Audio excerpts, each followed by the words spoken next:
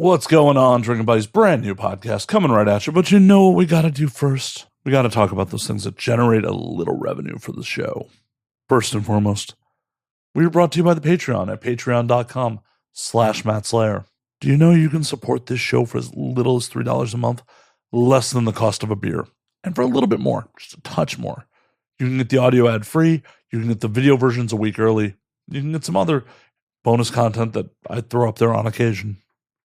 So check that out today at patreon.com/Matt Slayer. And please support the show.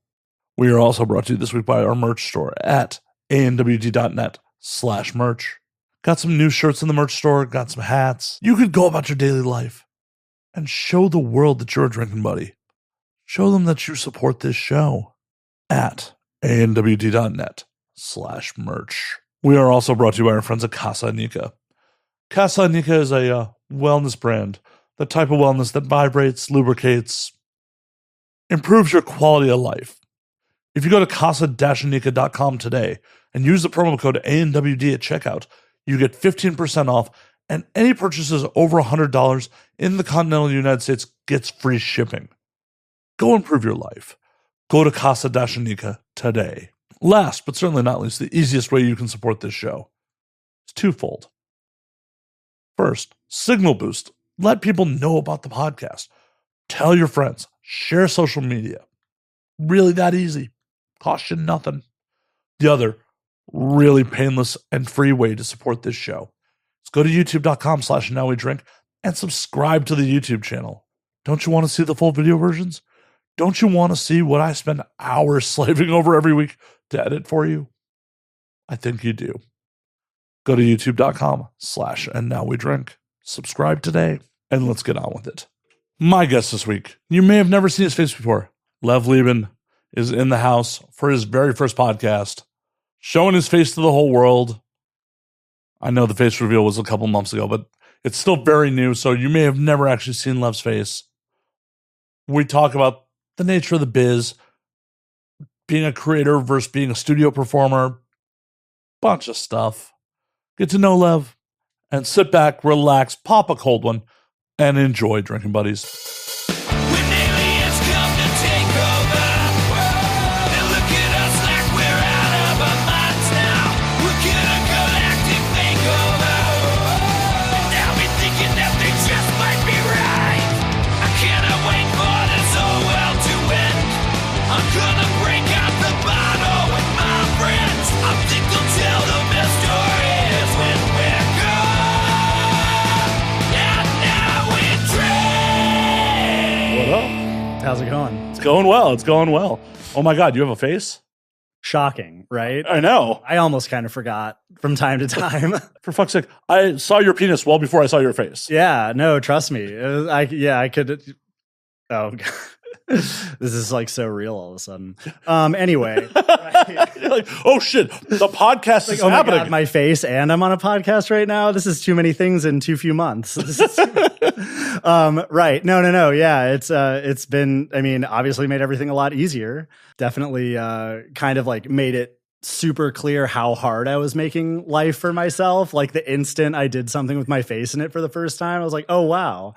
I was just like walking around with 1,000 pounds of chains on, like dragging myself down for no reason. Yeah, but right. People were like, is he the man in the iron mask? Is he just Dr. Doom hiding? No, the funniest thing about it though was like going to like expos and stuff and having to like introduce myself to people. I'm like, oh no, we've been mutuals for a while. Like, I'm not just some like fan lurking around or something, or like Cammie would be talking to somebody and like I would just kind of be like standing behind her, like and I can only just imagine what people would think, like, oh, who's this guy just like eavesdropping on this conversation? Like, can he like leave us, like whatever? And then if like whatever happened, they move away and I didn't like get a chance to introduce myself. It's like, what am I going to do? Like, oh no, by the way, you actually know who I am, this, that, and the other thing. Like, pull up your Twitter, like look at my tattoos. It's like, if I whip my dick out, will you recognize me? Yeah, right. For sure. Please. So what was the big decision to be faceless in the first place? When I first got exposed to OnlyFans, I was actually in the Army. And so it was kind of just like, by the time when I started my OnlyFans, I already knew I was getting out of the Army. But it was, I mean, that was plain and simple. Like, I'm making this way too long an answer. I was in the Army and had an OnlyFans briefly overlapped with that. So I was faceless for that period of time for that reason specifically. And then when I got out, it was just kind of like I'd already kind of got the ball rolling. I was just doing a lot of solo content. Things were working. I guess in a sense, I almost felt like de-incentivized to worry about a face reveal because things were like going okay. And so I just let it keep going okay and didn't really think too hard about it. But it was, I mean, it became clear pretty quickly how limiting it was. So even as I was like feeling pretty good about what I was doing, I was still, every once in a while something would happen and it would just be like, and then I would think back to myself, like, well, why am I still faceless? And it's like, I've already, I've got these tattoos. They're not overly meaningful, but like they're pretty identifiable on the spectrum of tattoos. And yet nobody has ever, identified me via my tattoos on the street. And it's just like things along those lines, as far as I'm putting out like promotional content and TikToks and reels and everything's on Instagram except for my face. And it's like, I mean, if you saw me next to the faceless pic, it's not like it would be it's like a toss up as to whether or not that's him. It's like, it's trying to Clark Kent Superman it. No, not so much. No, not at all. But so as I came to realize, it's like, I mean, as much as I was putting my body out there and how, I mean, anybody who saw me in person could have made that connection pretty readily.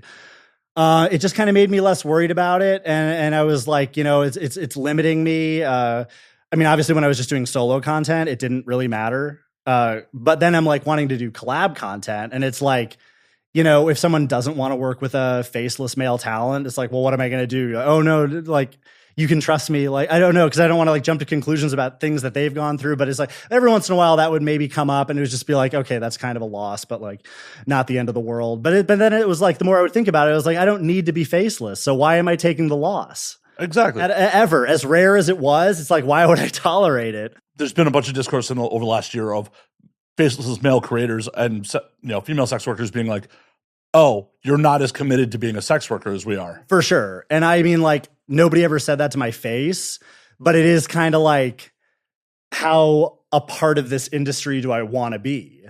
Do I want to just be somebody that people like, how do I want to word this? Kind of like lost my own train of thought right there. But like, I mean, do I always want to be like worried about sharing that perception with the handful of kind of like, I don't want to say bad eggs. I mean, like, I don't know, like, but no, there are definitely some bad, right. Some bad eggs out there. I'm not trying to like, I mean, I wouldn't even know anything specific. So yeah, bad eggs, like just I mean, people did not come to that rationale for no reason. Ultimately, right. If you are making content like this and you don't want to have your face showing, it's not that much of a leap for someone to maybe be suspicious that you're hiding something. Yeah. Right. And even if you're not, it's like, well, do you have to be faceless, or are you just being faceless because you don't think people would work with you if they saw your face? Or, are you worried that like showing your face would betray you to the rest of your life in a way that makes you unwilling to commit to it? Or are you really trying to do this for good reasons and make cool content with people and be like a positive part of people's experience as they're making their own content? And yeah, I mean, like I said, I never really had any like super awkward experiences due to my facelessness, but I also attribute that to definitely it's nice to have been with Cammie, because it's like, I mean, at the very least, she's with me on purpose. She's credible. Her face is out. Yeah. So it's like, if she's with me and the people that I've worked are still friends with her after working with me, it's sort of like, I mean, I never had to worry. I never worried too much about it, but at the end of the day, it was like, why? Well, exactly. And yeah, it was kind of a weird dynamic. It's like, well, half this partnership is way out in the open. As out in the open as you can. Right. And the other half's like, well, body's out there. Well, right. And it goes back to your point. It's like, does he really want to do this? Yeah. Because then that is kind of a reflection on her if she's with someone who is still seeing this as like either a hobby or something that they're like just dabbling or just doing it to get laid or some shit. Oh my God, that's like the weirdest. I totally get that people do that, but it's like I feel like this is such a ridiculously logistically complicated way to get laid. I mean, I guess unless you just have a lot of money to throw at it and you Yeah, but if you have a lot of money to throw at it, why not just pay for full service workers? 100%. Like that, right. Yeah. The whole like discourse about like making content as a way to have access to sex, it just seems like such a psychotic way to get laid. I mean, I get it and people do it, and I hate that people have to deal with people that have done it for that reason, but it's just like I feel like you can like tell when someone's doing that. There've got to be other like red flags about their personality. I don't know. It's like I definitely think there is. Because it's just like you're really going to go through all the hassle of either buying gear, trying to like present that you have a professional fucking set. 100%. Yeah. And then just do this, like, just go out and make use of a full service worker, bro. For sure. Yeah. Right. I mean, at least you got to hope they're at least making good content. I can only imagine what the deal would be if like not only was it just for that, but they're also not putting out like a good scene. It's like, well, maybe they're just doing it's like, well, I get a tax break to get laid now. Oh God. They're just doing it for the tax write-off. Yeah, right. What a fucking wacky. What a time to be alive at the end of the day. I mean, people getting out there spending thousands of dollars on camera equipment instead of just, developing any person to person, like interpersonal skills. Whoa. That's a lot to expect. No, trust me. And I definitely, I'm not like the least awkward person, but I also don't know how I would necessarily live with myself if I knew that was the only way that I was ever getting laid. I mean, that might be a little bit strong, I guess. Oh, whatever. But oh my God, you're gonna offend the guys that are setting up fake shoots to try to get laid. Oh no, I don't think that's a demo you have to worry about offending. No, you're right. It's not. I'm definitely not overly worried about that. How would they approach me if they weren't willing to show their face in order to approach me? I guess they come to a convention like this, like fuck you, man. Yeah, fuck you. And I'd still probably recognize them from some aspect of what they're wearing or how they're talking or something. It's one of those things where like you got to be in or you got to be out. Like you can't just dip your toes into this shit. Sure. I feel like, with the OnlyFans the evolution of OnlyFans as an aspect of the adult industry, I definitely see why people think you can. But right, at the end of the day, you're either not going to make enough money to have been worthwhile because you didn't commit fully to it, or you're gonna somehow end up making enough money even though you weren't committed fully to it, but you're just kind of like, the more people you meet, the less like you'll have anything in common with them. I mean, anybody that's really doing it, and then all of a sudden you're just sort of like, oh yeah, but I still have my day job. And it's like, okay, like I like, especially compared to people that like kind of, if they ever felt like they like had to get into this, or like this wasn't just like a fun, quirky decision that they made to like, oh, look at me, I'm going to be naked on the internet. Like, I can definitely see how that would rub people the wrong way too. I mean, but it's one of those things where like the moment you make the decision for whatever your reasons are, it's there forever.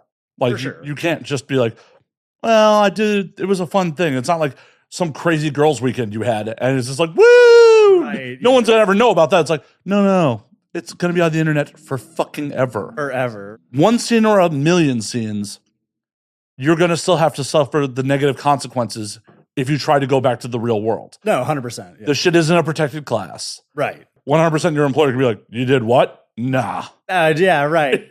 Yeah, and it's funny too, because it's like the more you immerse yourself in this scene, I feel like you almost can kind of, like the more people you surround yourself with, the where it is that what their normal is. I feel like you can almost like catch yourself trying to convince yourself that like, oh, it's 2024. Who would really care anymore? But it's like, no, for sure people still care. So yeah, and then right, it's like if you're just 1 foot in, 1 foot out, you're lying to yourself, but you're just making it weird. And then right, you've taken all this risk for nothing. Yeah, I mean, I don't know, but I guess it's an attractive potential. So it attracts everyone that thinks that it might be easier than it is too. So I mean, they think like, oh, well, I'm going to start this and I'm going to get going, and it's just going to be this windfall of cash, and then I won't have to worry about it. Right. Like, and that they can be non-committal in the meantime, because by the time they have to be committal, it'll have justified itself somehow. Of course, because that's just how it goes. Like, people just hand you money, and then it's like, oh, now I have to do this for real. Right. Just you have your first bad month, and it's like, oh, wait, this wasn't just to the moon forever? Right?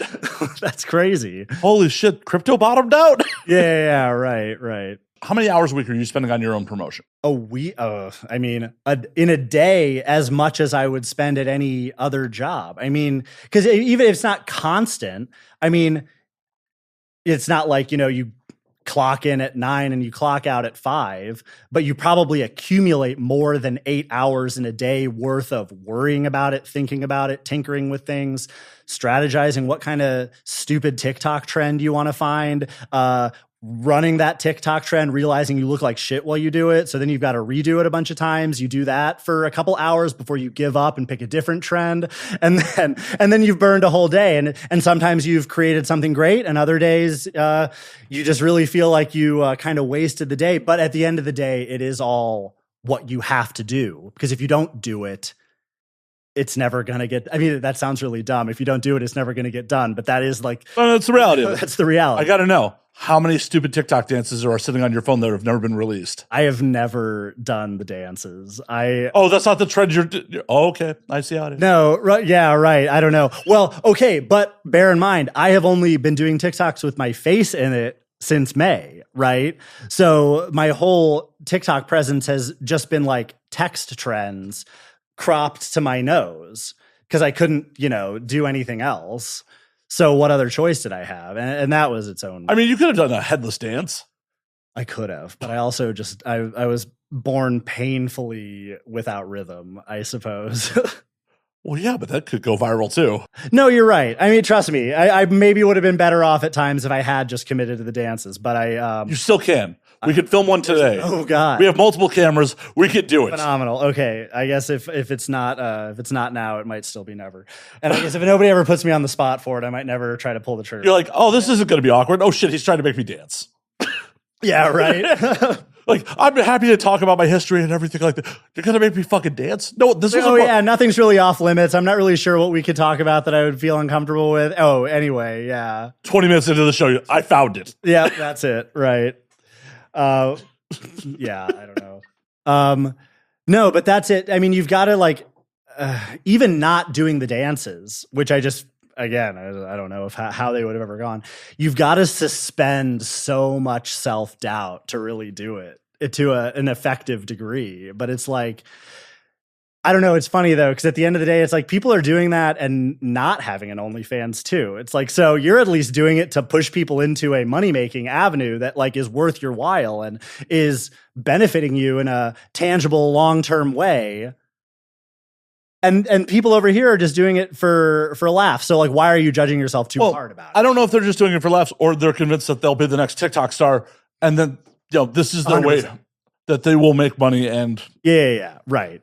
You at least have a tangible product to sell. They're on a hope and a prayer. No, 100%. I definitely think that like the most embarrassing thing you can do on the internet is act like a celebrity, but not even be selling nudes. Like before you are one, I mean, if you ever become one, to be acting like that, but then not even have anything that you're like returning to. What do you consider acting like a celebrity? Like just showing off wealth beyond your means, or no, not necessarily like that. I guess more on the end of the spectrum of just like acting like an influencer, like going and being places. Oh, demanding free meals and shit. Kind of, and just like acting very like high on your horse about like I guess being too arrogant about the content you're making. I mean, because it's one thing if it's like, oh, they at least don't take themselves too seriously. And that's more likable anyway, because it seems more authentic.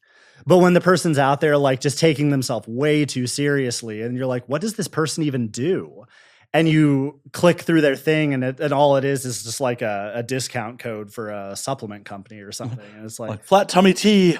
Yeah, right. And it's like, oh man, they're really doing all that just You're really cocky selling laxatives, lady. 100%. Yeah, I don't know.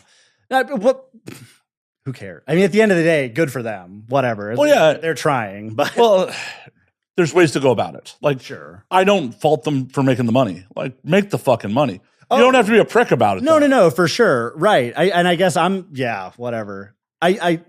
I'm suspicious how much money some of them are even making on it. It's just a lot of effort to then really not be getting anything in return. And I get it. It's like you have to do it until it returns something. But if all you did was sell a nude or two, you might really be doing something already. And as what? Wait, are you trying to encourage me to sell nudes? I'm a podcaster, sir. Yeah, I don't make a ton of money from this. Or you were just like, just think of the potential. Matt, dick pic. You could just put a dick pic. Are you trying to turn me out right now? What is happening here? Absolutely not. Absolutely. I would never dream of doing anything like that. I wouldn't want to. There's a giant smile on his face on the audio for the audio audience. He's just gritted ear to ear on this. I'm like, I didn't think you were going to make me uncomfortable during this. I'm just fucking around. Oh my God. No, I have passed on that on multiple occasions. Sure, right. And the only reason I passed on it at this point is just like, back when I really was 1 foot in, 1 foot out, and like just doing production and fucking had a corporate day job. Yeah, it was just like, I don't want to do that. Mm-hmm. And at this point, there's no like logistical reason for me not to perform except that I'll probably fail. Like, I know the reality of what goes into the job. Sure, right. But I've been saying no so long, it feels hypocritical to be like, yeah, I'll do that now. Now I'll do it. Yeah, over a decade in, yeah, why not? Yeah, right. Yeah, no, I don't know. I'm not talking about people ultimately that are actually doing something. Like you are providing a product. You have a podcast. I mean, it depends on who you ask about that. Yeah, maybe. But more specifically, just like doing thirst traps. Obviously, if the person is giving like they're teaching like a skill or they're like providing insight on something, I'm not shitting on them for putting their content out and being like confident about it. As the thing I'm mostly confused about is the person that does exclusively thirst traps. And then is just like, I guess when I talk about thinking they're a celebrity, it's like thinking that people just want to see your thirst trap without then being like, whatever. Oh my God. I don't know. It's well, but and in a lot of those cases, they get reinforcement on that shit because there's dudes that are just like falling for the thirst trap. For sure. No, 100%. And good for them. If they're managing to make it work like that and there is nothing on the other side and the dudes just fall for the thirst trap, that is absolutely good for them. Don't hate the player, hate the game. Right, like because dudes are stupid. Right. Dudes are at the end of the day, we're stupid. Like, I've been a stupid dude. I'm sure you've been a stupid dude in your day. Sure. Why? Yeah, right. 34 years in, yeah. I've had my moments. Absolutely. Anyone come to mind? Starting an OnlyFans, probably. You know what I mean? How did that conversation go with Cammie, by the way? Well, the conversation didn't really go. It was sort of like before I met her, I'd heard of OnlyFans, but really, I mean, as a joke, like in memes, you know, like I mean, I'm talking about like in 2019, like not recently. But at that point in time, it's like I feel like the odd OnlyFans creator would have like a meme come out about them and you'd see it and you'd be like, okay, like maybe 2 people have made money doing that. I don't know. So it's like, I was aware of what OnlyFans was, but absolutely didn't take it seriously. Nobody in my life was doing it. I had no frame of reference for how even like feasible it was to get into that kind of thing. And then I met Cammie and she had like already been doing it for a couple years and I was like, and doing it well. And by the time I met her, she was, you know, at a pretty high level. And that was a pretty like eye-opening, oh, this is like super real. Like, not only is this like not a joke, this is like a legitimate career decision that someone can, it was just, I mean, like, again, I didn't have any frame of reference before that. No reason to expect it was like a viable decision for a person to make. But there she was doing it right before me. I mean, you can't, you know, the proof was right in front of me. You couldn't argue with it. You could see the receipts. Yeah, exactly. And then, so, you know, that was definitely like, okay, you have my attention about it. Like, and then, you know, that kind of evolved into the conversation of like, well, would you be in a scene? And that's kind of pretty much when I almost immediately caved and became her stunt cock, more or less. Well, literally. I mean, and that's all I was for a little bit, which was cool. Again, it was like, oh shit, I'm like, I'm involved. It's you know. Did she give you a cut, or were you just stunt cocking free of charge for being that, happy to be For there? the thrill. Yeah, right. No, yeah, that was really. Tammy owes you some fucking residuals. Tammy, you owe him some residuals. Absolutely not owe me anything. Yeah. No. I know. But no, and it was, I kind of like stepped away from it for a little bit. And then I realized, I was still in the Army at the time. And so that was like no even mention of me. I don't even think I was the person. I wasn't even the person tagged in a lot of those videos. It was somebody else, some other name that she would use from time to time. So I stepped away from it for a little bit, and then for a little bit, just because I was like, okay, well, that was fun, back to reality, more or less, because it was still like, okay, that's great for her, but I don't have any like frame of reference for how to make money on the internet, how to like be even in the headspace of an influencer, much less like attempt to embody that to any degree. She was just doing it. I didn't want to be like, hey, mentor me. It was like, it was where we were dating, So it was like, I also didn't want to come off like that. But then I realized I was getting out of the Army, and it was sort of like, okay, well, what do you want to do? And I, think back to like other jobs that I've done in the past, which I mean, mostly like personal training and like seasonal work type stuff. Wait, were you out here picking fruit? No. I know. I'm fucking. Yeah. After I graduated college, I was like, oh, I'll take a gap year. And that gap year turned into several years of just like doing, great. Like I said, personal training, working at like summer camps, like that type of thing. It was cool. I liked it. It was fun, but it wasn't like meaningful. Right. There were jobs, not careers. Yeah. That's the best way to put it. For sure. Thinking like, well, how long could I feasibly continue to do these types of things? Well, that mindset resulted in me having the most random side mission of my entire life into the military. As I'm sitting there having this like low key existential quarter life crisis about like, I'm not using my degree for anything. Like, what is your degree in? International relations with a focus in Russian and post-Soviet like geopolitics, like more or less. So wait a minute, were you going to join the CIA or some shit? Well, no, not. When I picked that major, my family's from the East Coast, around DC. When I was much younger, I like had it in my head like, oh, I'll work for the government. That'll be neat. And then, as I became totally disillusioned with the government and absolutely disinterested in, it's like a weird, like I'm going to contradict myself in a second, but as I became totally disillusioned with the government and absolutely like disinterested in, being a cog in that machine, I still kind of like didn't know what else I wanted to study. So that just kind of like the momentum carried me into that. And then, like I said, I joined the Army, which was like the most counter to what I just said. How old were you when you enlisted? 29. Oh, shit. It was at the beginning of COVID. Did you have to like get a congressman to sign off on you being that age? No. I don't know. I was super fit. There was no reason for them not to. The age limit's higher than that, higher than you'd expect. Oh, I'm way old and they won't take me, so I'm happy. Well, yeah, and trust me, it's not all it's cracked up to be, believe it or not.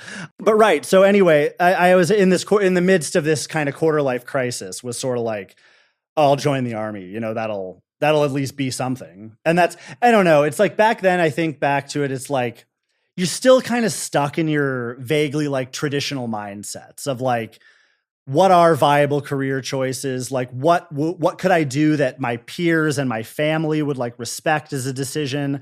And it's not like my family really cared about me joining the military, but it's sort of like, I didn't know what else to do. I'd already kind of reckoned with the reality of a bachelor's degree, not just like resulting in a job the way you're told when you grow up. Right. It's like, oh, this is just results in debt. Cool. Yeah. Debt, and nobody cares, and everybody has one, and it's not really that meaningful.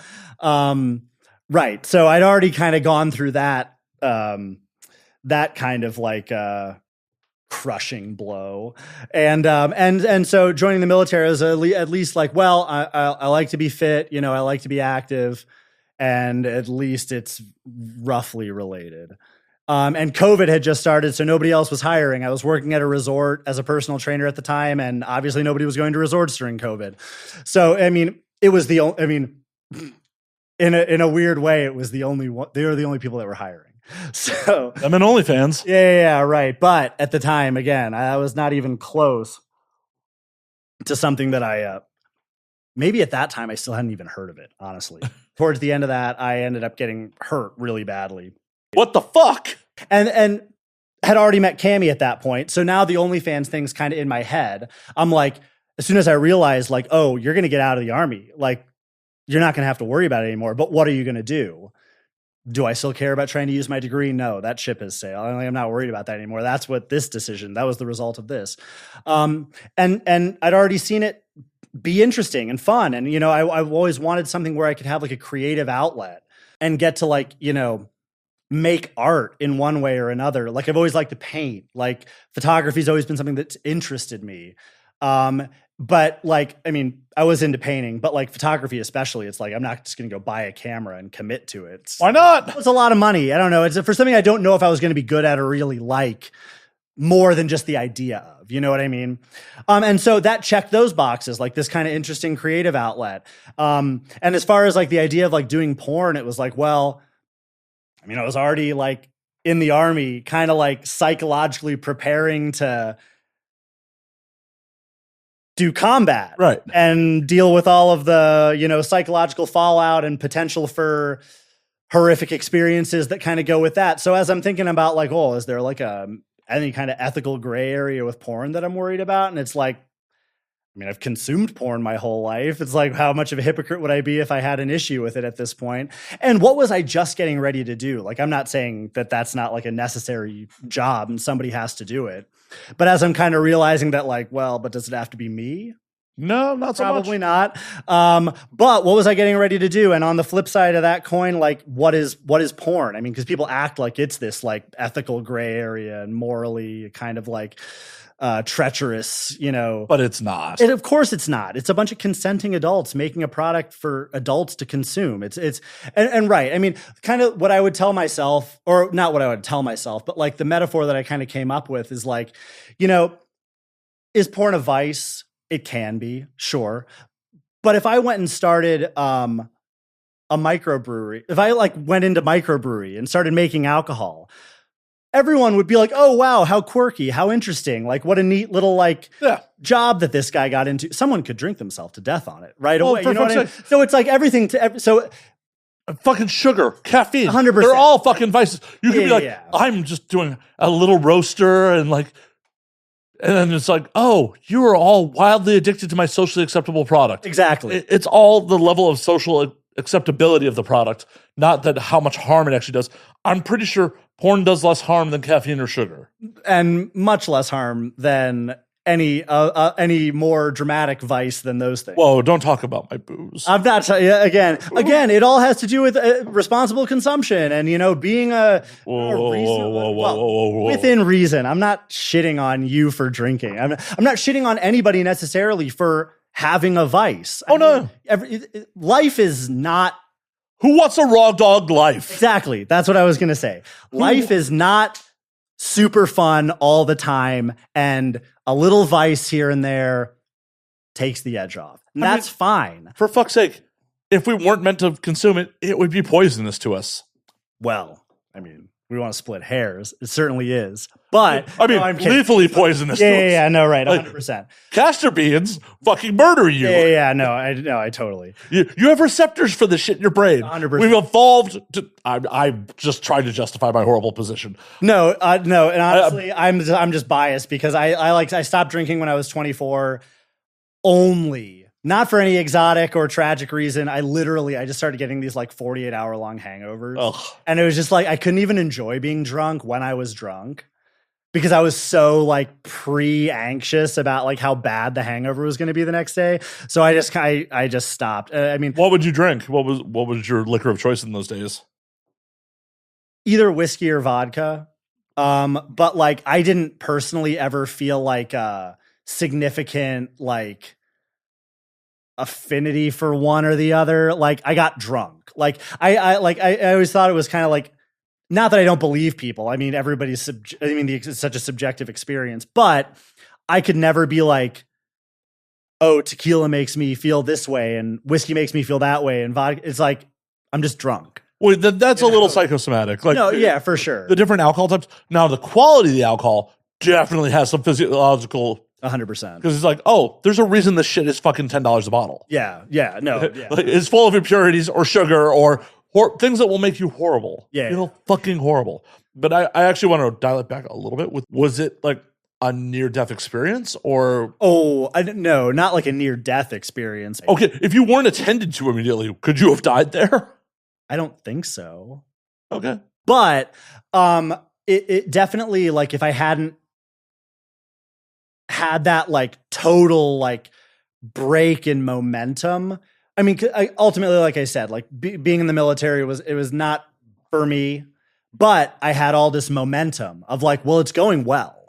I'm graduating all these courses, you know, everything's kind of going. Commanding officers are telling you you're doing a good job. As soon as I lost that momentum, though, I was like, I don't want to try again. And that combined with the fact that I was like reckoning with this, well, you're still in the military. You've got to, it was just a very like, it was a rough headspace to be in. And I definitely consider myself super thankful that I was handled well compared to other stories I've heard of people that have been in the military. And I mean, depending on your unit, it's like they can just not believe you. They don't want to send you to medical. They definitely don't want to send you to psychology because they've got to check paperwork and shit. Yeah, right. And somebody's got to stay late and some, sergeant's got to, handle you and take you. And well, do you think your age had to play in that too? Because like if you were somebody definitely didn't have to. But if you were some 18-year-old, do you think you would have gotten the same treatment? My age and the fact that I'd already been an adult for a while and had like a worldview and had made decisions for myself for quite some time, helped immeasurably in me making the decision to go get help without feeling compelled to ask somebody for permission. In a way that, right, if you were the first adult, these are the first adults you ever met that weren't your parents, were your drill sergeants. Or your fucking teacher in school or something. Right, yeah, no. Like, until you can be 18 in high school and still have to ask permission to go to the fucking bathroom. No, 100%. No, for sure. So, no, my age had nothing administratively to do with it. But it for sure had a lot practically to do with it. But that was I don't know how I got away from no, it was not a near-death experience. All that. I mean, these things happen. Tangents happen on this show. Yeah, for quite a bit. Right. But it was also like, I mean, again, I'd already like reckoned with all of this. Like, what am I going to, how am I going to deal with like this psychic weight of like death and stuff like that. And having to, be the person that is responsible for possibly doing something in combat, whatever. And so it's like, when I'm making the decision of like, do I want to do porn? It's like, this is not even close to that difficult. I mean, it's not even worth like talking about in the same sense. Yeah. But I feel like it is the type of thing that people might compare in like levels of extremeness. I'm not talking about people that are in this industry I'm talking about like the average person. Well, yeah, the average person doesn't have to really comprehend either one of those options. Right. The average person is going to go through their whole fucking life and never have to think about having to take someone's life, having to pull a weapon on somebody in the intent to actually use it. Right. I feel weird even talking about it because, like I said, I was in schools the whole time. I was never put in that position. So, I mean, I had to do all of like the what if in a pretty real sense where it wasn't just like what if maybe. It was like what if no, in a couple months, that's going to be the deal. So, I mean, a much more real version of what if, but I never literally had to do it. So I feel a little bit like weird speculating too hard about it. But it was still much more real for you than it would be for the majority of American citizens. Sure, for sure. And at the end of the day, I think that what it really boils down to is that things like violence are obviously so normalized. Yeah. In entertainment, in every aspect of American culture, well, maybe Western culture, more so in America, whatever. Anyway, so when but we export most of the entertainment to the world. Sure. So then when somebody's like making a decision as far as what do they want to do as a career, gut reaction, it's like, oh, well, being a commando or whatever, like it's just like the movies, whatever, versus how does sex and any version of what you might do with sex compare to violence in that sense? And I guess all I'm talking about is that the average person would see sex as a more extreme decision.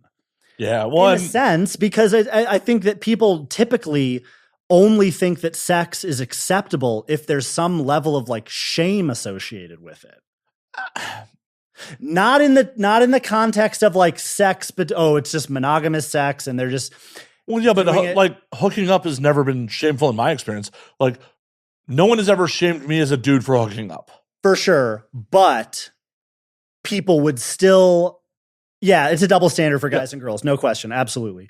But all I would say to that is that even in the context of guys, people would be a little bit put off if you were too confident to like say all of the nitty gritty details about it. So it's like, oh yeah, I got laid, and it's all high fives and that.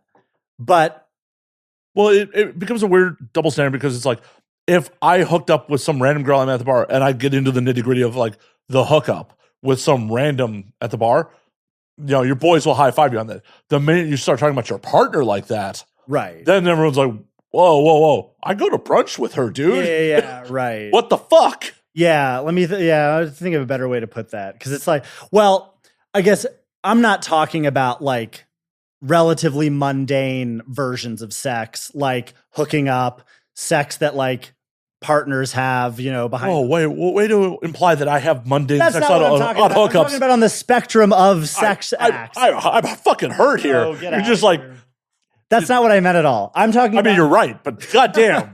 I'm talking about like hookup sex, regular standard hookup and like relationship sex versus stuff like swinging, stuff like being non-monogamous, stuff like women being horny, period, you know, and wanting to have sex.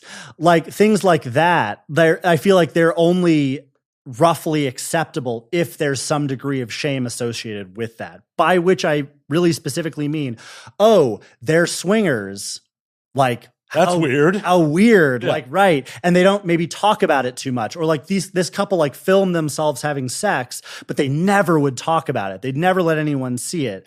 Like, or, oh, they get laid a lot, but like, kind of like with this like air of because they have something kind of like wrong with them almost. I don't know. It's funny enough though, because one of the weird things that I got exposed to when I was in the army was that swinging is like a real, super real thing in the military. And like, not just swinging, but like in the context of like dudes like would go to deploy and they would like be like, okay, you're going to have sex with my wife while I'm gone. So that way I know who's fucking her and I know she's not cheating. So it was like a weird, but anyway, not that has really anything to do with it, but I like, well, no, that's an interesting dynamic that like most people don't know about. No, for sure. 100%. And I know that like, did anyone ask you to do that job for them? No, because again, I was never really like in. Well, yeah, but someone else was deployed. You could have had a friend that but I no. I had much more interesting sexual experiences when I was working at that resort, but I can get to that later. But no, right. So it's like, so I'd kind of been exposed, like, oh, I'm in this very traditional, like it's the military. It's, you know, these are, you know, people that have made very like conservative, good decisions that would be respectable. And these people are like, okay, well, first off, I mean, you're going through it and it's like half these people like, you know, get broken up with because they were cheated on during basic training. And these guys are getting, you know, divorce papers mailed to them during basic training. And you're like, holy shit. And then you get in and it's like, that's the big joke about the military is that as soon as you join, you're going to lose everyone, you know, blah, blah, blah. And then once you're in, that as soon as you have to deploy, it's like they're just going to cheat on you. Your kid's not going to really be yours. It's like you need paternity tests and you can't trust anyone. And then I get and then right after that get exposed to this other weird like workaround that they have, which is like, oh, well, instead of being cheated on, I'll just arrange my wife to be fucked by these people so that I know about it. And then I'll fuck their wives when they're gone. And so anyway, I'm It was really curious. just my first, like, even though I wasn't involved in that, it was my first kind of like practical experience with like, oh, these people are swinging. Well, I'm curious how that conversation goes up. Like, is it like you approach your wife like, so you think my boy's hot? Like, or are you cool with? Like, Well, no. Or do you or No, there are like swinger communities. Like I know on military bases, it's like it's as simple as like, oh, if they have like a pink flamingo on their front lawn. Like there's like the upside down pineapple thing, and that people are pretty familiar with. Like there's like they'll put like flags out basically. Well, yeah, but just because you're swinging doesn't mean you want to fuck everyone. No, for sure. But I'm sure you build a little community of like, I mean, that's definitely possible. I'm curious how that conversation goes. Is this like, oh, I think your wife's hot, so I'm gonna bro, bang my girl while I'm out. Well, right. And I guess what all I'm getting at is maybe it's not like arranged in such a cold way like that. But if they're the type of people that would want to do that, I'm sure that they would be aware of how to get involved with the on-base swingers. I know, but I'm just trying to figure it out. I know, trust me. It's I don't know. I just know about the systems. I don't know firsthand about the intricacies of how the system works. You're like, I don't know how this is implemented. I just know the system's here. Exactly. Right. But right. So anyway, and that, like, again, it was just like this at the time meant nothing to me. It was just like this weird little factoid about the military that I had. Were you single going in? Yeah, I was single going in. And pretty much meant to keep it that way for a while, but then it's like, you're in training for so long. And I did have, like I said, I had a fair amount of autonomy. I could kind of come and go as I wanted. They treated you like adults, which it was cool in that sense. I mean, as far as military experiences go, I would not have rather had a different one. Even though I really, obviously I didn't want the result. I didn't want to, whatever. Because I wasn't, treated with kid gloves and treated like, a totally like inept child. Your child, have this rifle. Right. But so then it's like, you're in that, you kind of have like a little bit more freedom than you expect. And then it's like, well, I actually, I haven't been laid in a while, so that might be kind of nice. And then it's like, you get on the dating apps, and then, military towns, I'll tell you, are absolutely the worst place to be on dating apps. Did you have a profile picture in uniform? No. Nothing like that. Absolutely not. Because I didn't want to attract the type of person that wanted that, right? Which does make it a little bit ironic that I ended up with someone who does have a big presence with the military. Oh yeah, she's about that life. 100%. But I think a lot of people maybe like assume that it like has anything to do with me. And me being in the military is like totally incidental.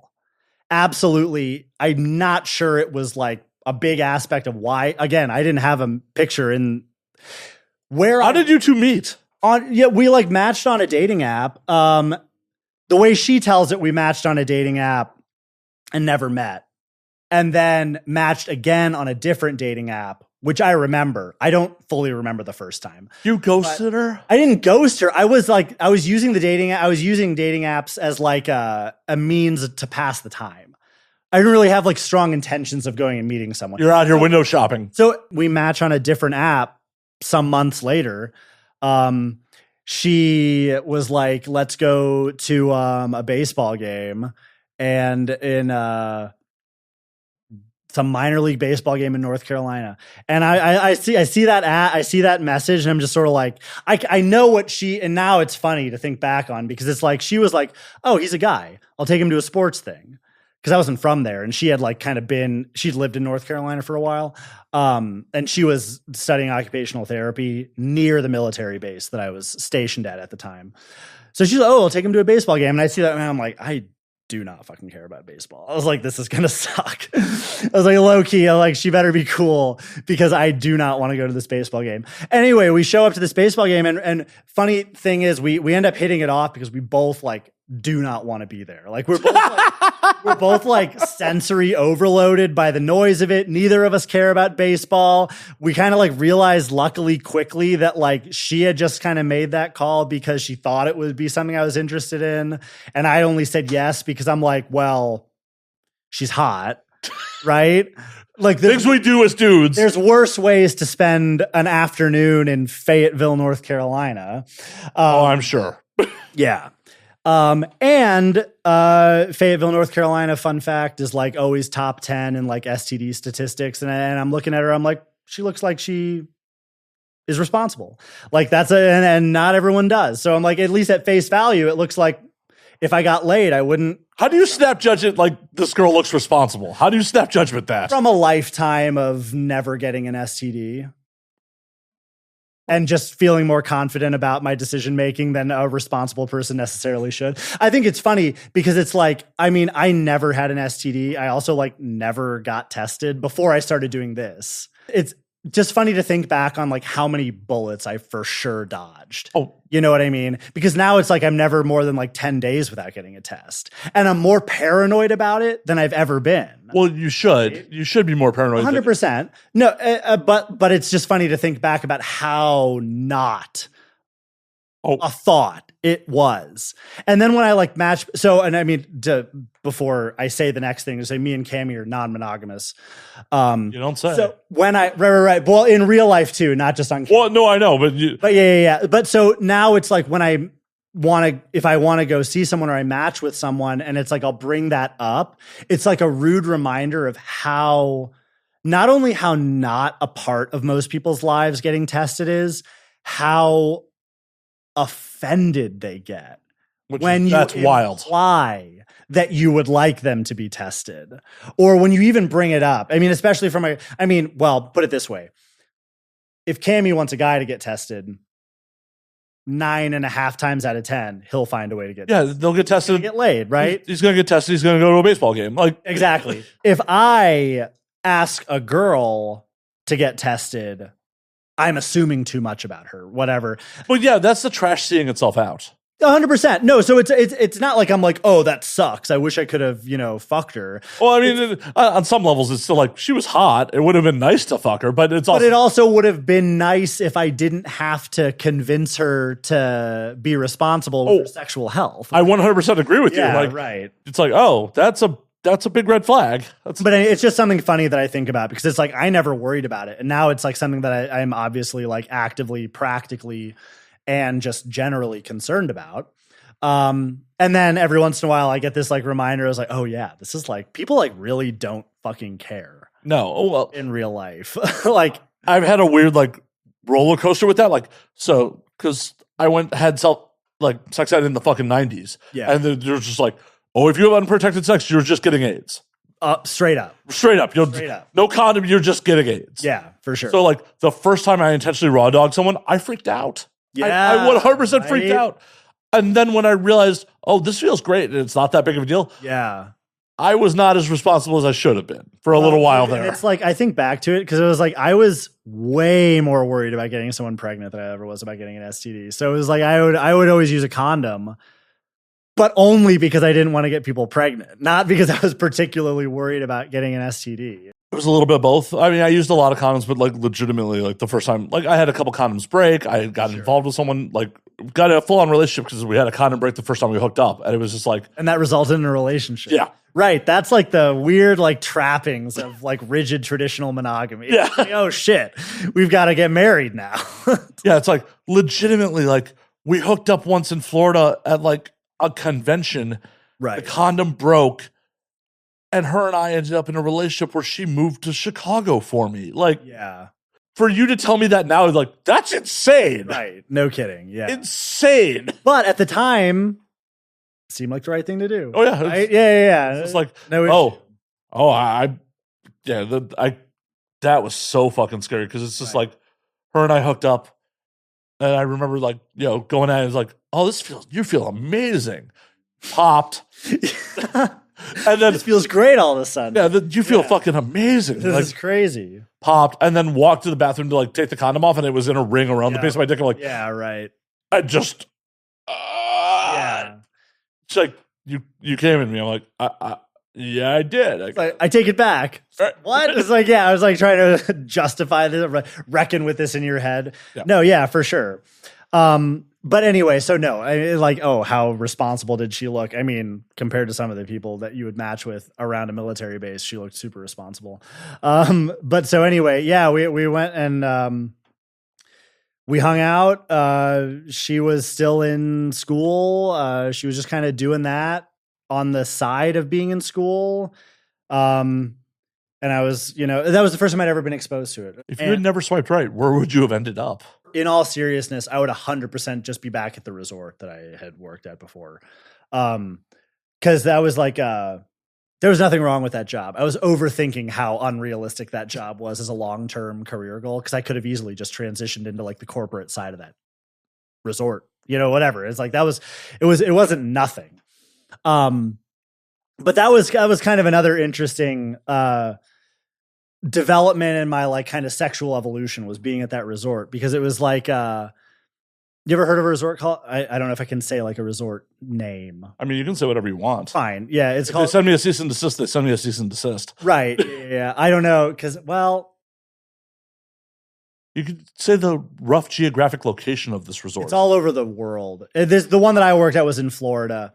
I just You work for fucking sandals? No, it wasn't sandals. It's one, people have heard of it. It's like 50-50. I don't know why I'm being so weird about it. Like, I guess it's called. What are they going to do? Sue you? Maybe not. No. Probably not. It's called Club Med. Have you ever heard of that? Oh my God. Club. Yes, I've heard. Yeah, you've heard of it, right? Yeah, of course. It's like 50-50. Sometimes people have heard about people who are over 30, higher chance that they've heard about it, it seems. Being called out for being old again. Fuck. Well, I'm over 32, so that's why I felt safe saying that. But Club Med has like a rich history of being like low key, like a swingers resort, right? Like one of the like old names for Club Med was like Club Bed. And it was started after World War II.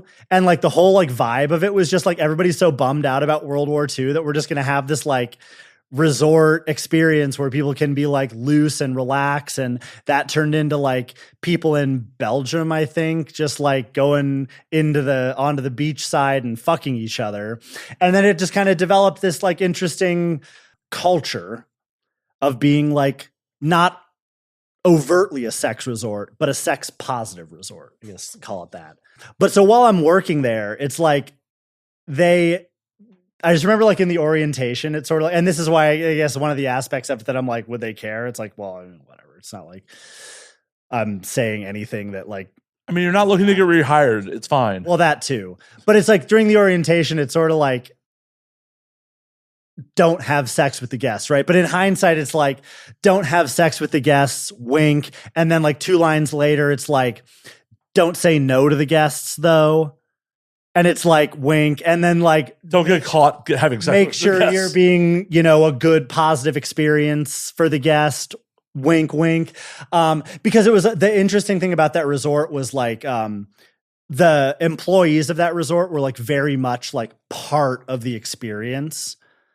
In a normal sense, it was like you were kind of like expected to like go to the bars at night and hang out with the guests. You were supposed to like do these, like get the guests involved with like do sports with them, hang out with them, Get them out of those shells to make them have a good experience. And like have dinner with the guests, like sit at their tables with them. Like you were really expected to like make friends with them. That was like a big part of it. And the people that had been going to that resort for a long time expected that and we're ready for it. We're very excited about it.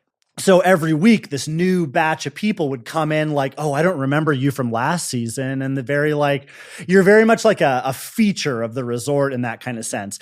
And it wasn't like that overt at this particular Club Med because this was not, some Club Meds are only like 18 up. This one was not. So American families would come there with their kids. They're totally oblivious to that aspect of it.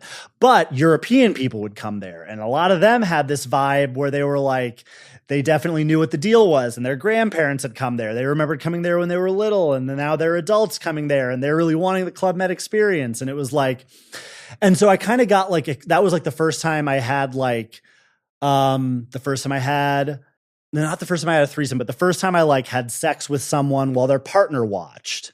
The first time I'd been in like a group sex, like you're having sex with someone while another couple is having sex next to you, kind of an experience.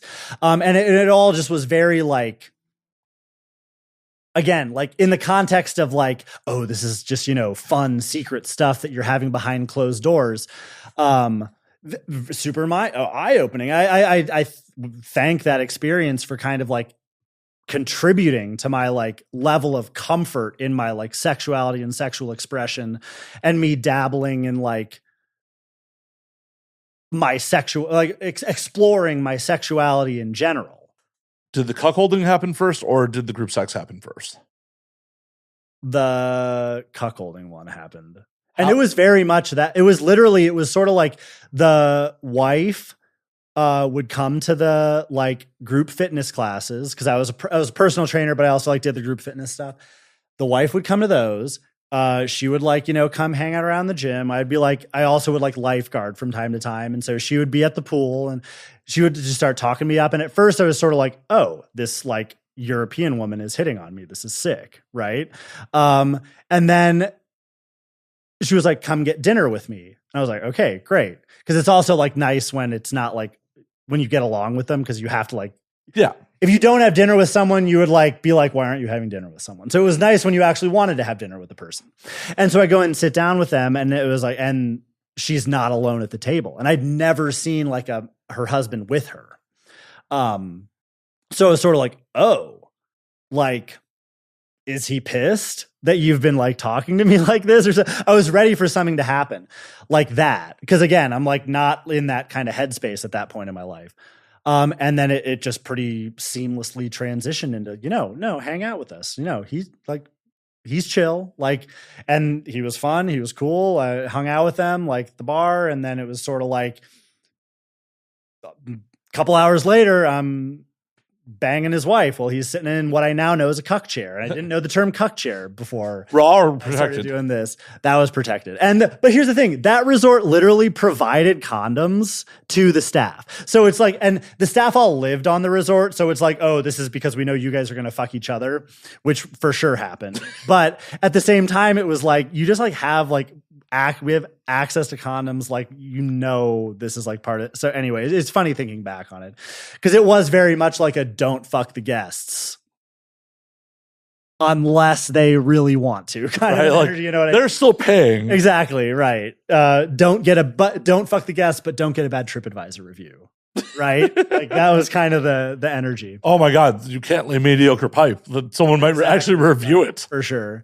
No, and then the other one was like me and another staff member, and then a different couple. But anyway, were you involved with the staff member beforehand, or? Yeah, a little bit. I mean, it's like it was very like real world Love Island energy on the staff there, because we all lived in like staff housing, right, which was on the resort, but like we're all like in like a separate building. And like you'd have days off together. You're each other's only like outlet for non-guests, right? So you by default would end up involved with some of them. You know what I mean? Because they were really the only people that you had access to. But they're also like, it was the kind of thing where it was like when you got hired, they would like ask for your Instagram. They would want to see what you looked like. So on average, the staff was pretty good looking. So it was kind of like, why not? Like, well, exactly. We're all here, right? We're all here. No one's going to be offended by having a couple orgasms together. Yeah, right. I mean, and it was even like pretty like, I mean, interesting in hindsight how kind of like progressive the vibe was, because it was even like not very awkward when people would like stop fucking. I mean, it was cool. And in the context of what I do now, probably pretty integral in me developing this level of comfort with my like sexuality and how I viewed sex in general. Because before that, I had only ever had like regular relationships, right? Like totally rigidly monogamous, marriage being the goal type of, I grew up in the Midwest, and it's like, what else is there to do? And nobody's thinking about orgies, maybe. Well, depends on where you are in the Midwest. Yeah, no, 100%. As soon as I say that, I'm like, absolutely, people are swinging in the Midwest. So don't get me wrong. Where in the Midwest did you grow up? Between Kansas and Michigan. Okay. So yeah. I mean, that's the whole Midwest. So right. So partly in Kansas, partly in Michigan, and right. So just like critically Midwestern, no matter which end of the spectrum, no matter which way you go. So no, 100% people are swinging in the Midwest, but within the context of like a regular, normal suburban upbringing, no reason to even entertain alternative lifestyles and alternative versions of relationships and stuff like that. And at that point, well, I don't even remember when the first time I would have ever heard of a word like polyamory. But I'm sure the first time I heard it, I was like, "That's weird as fuck." I don't want. Well, they probably didn't even like the first time you heard of the concept. You probably didn't. It probably wasn't even referred to as polyamory. Like, probably not. Well, and I remember the first time I even met somebody who was like in a polyamorous relationship. It was a very like weird. The guys in the relationship felt very like they felt like they were taking advantage of the fact that these women would let them have multiple partners more so than they were like honestly polyamorous. Oh yeah. So that was just like the first time I ever like even saw it. I was like, that looks kind of gross. And it was the version that they were doing. Obviously, like just happened to not be a very chill seeming version of it.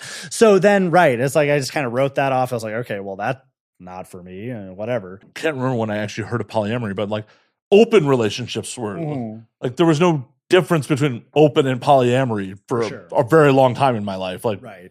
It's like, oh no, there's a very big distinction there. And it's an important distinction. 100%. No. And it's like, I think about that. I mean, cause it's like an open relationship and it's like, I mean, in just super general terms, it's like anybody that does porn, it's like, that's kind of an open relationship. I mean, it's not really. And I'm actually kind of surprised at how many people like in the porn space are like very rigidly monogamous. Not that there's anything wrong. I mean, again, to each their own. I certainly do not think that like non-monogamy is like, what is it? I feel like every once in a while you'll hear someone being like, oh, polyamory is like a more evolved way of thinking. I absolutely do not subscribe to that philosophy on it. I totally think it's just like a decision that people make. But just on paper, I was a little bit surprised that like more people that were involved in porn, but still like totally like traditional in these other ways, which again, nothing wrong with it, just didn't expect it. Well, there's a lot of unexpected things. There's some people that are wildly conservative in this space too. Which also kind of blows my mind. That blows my mind more than the monogamy thing, really. No, 100%. Monogamy is not really what monogamy is totally just a decision that people are making. Yeah, but I feel like a lot of people are making that decision uninformed. They're making that decision because society says. That's 100%. And that was definitely like a big part of why... or a big part of like the evolution of the thought process that like Cammie and I went through as we became non-monogamous. Growing up, you just don't know a different version of it, right? Yeah.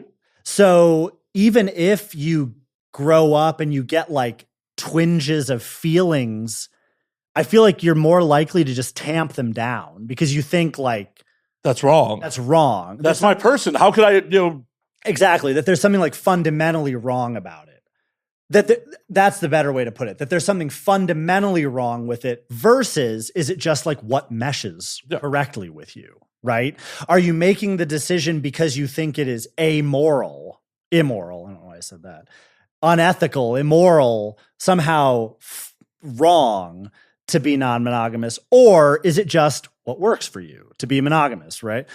Because ultimately, again, I don't think I'm not sitting here trying to imply that everybody's life would be improved by being non-monogamous, but it's interesting to think about how many relationships or marriages even would be like solved if all they did was kind of remove this shackling of putting such a hang up on sex and let each other explore within the context of it doesn't mean that you don't still love each other. I mean, you still have this, like, depending on how you define your polyamory and what version of it you're doing, I mean, you can still have this like core relationship or whatever. I mean, even in just trying to think about ways that people would even imagine it. You know what I mean? Well, it's one of those things where like, for me personally, I am all about ethical non-monogamy, not about polyamory, because I'm not looking. And that's already like, right. So I'm like super guilty of not being like hyper in on like the exact definitions, because to me, they're like kind of the same. Well, even though I know that they're literally not the same. The way I look at it is, okay, polyamory means I'm romantically involved with multiple people, right? Sure. I just don't have the bandwidth to be emotionally invested in multiple people. And that's a good, so that's even like where Cammie and I guess, differ subtly. Well, we don't differ. It's just like the experiences we've had. She has been more on the polyamorous end of the spectrum. I've, I guess, just been more on like the ethical non-monogamy end of the spectrum, but not really for any good reason. It's not like I don't think I have the bandwidth to be romantically involved with multiple people. I just haven't been. I don't know. It's like, whatever. I mean, it's like you come to your own conclusions about how you feel about like both of them, but it's like you still don't necessarily know the degree to which you're wanting to experience it until those experiences happen for you, right? Oh, definitely. And it's one of those things where like it's an individual taste preference too. 100%. Like, whoever you and your primary partner are, like, as long as you're on the same page and you're not hurting anyone, who the fuck cares? For sure. No, and again, it's not like right. I mean, because I certainly don't. It's 100% what works best for us, and a big part of what we were thinking about, because it kind of happened like at the same time as us deciding to work with other people. Walk me through it. Yeah. No. So it's because it's like I was the only guy in her content. I had my solo stuff. She had me and solo stuff. Like, and that was what the deal was. But then it's like, I was like pretty much out of the army at that point. She had some things pop off. Her career was really starting to look in the direction of like, she could do studio stuff if she wanted to. And that was definitely something that she as a personal goal had in mind. But then we kind of had to, reckon with this, like, so are we going to work with just each other forever? Are we going to be like a couple, or are we going to work with or are you going to work with other people? And at first it was just, are you going to work with other people? Why were you willing to make that sacrifice? I just didn't see it as a sacrifice. Okay. Well, so at the time, again, like at the time I rationalized it as a business decision. Right. And like I said,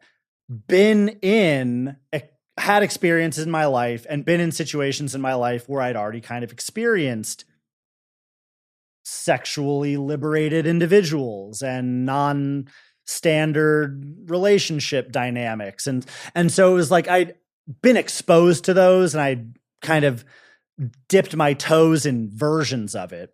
So the idea of her working with another guy just didn't bother me as long as it was for work at the time, right? So that was where I was at the time. But then it was sort of like the way you're doing this like mental gymnastics as you're both trying to like get through this together. At the time, then it was sort of like, well, we'll make it really okay because I'll start working with other people also. And that was when I started doing collab content. And in hindsight, it was a little bit of like a tit for tat kind of like negotiation that we had. It was like, oh, well, you're going to work with other people. So because you're working with other people, you'll work with other people. And that'll make it super okay.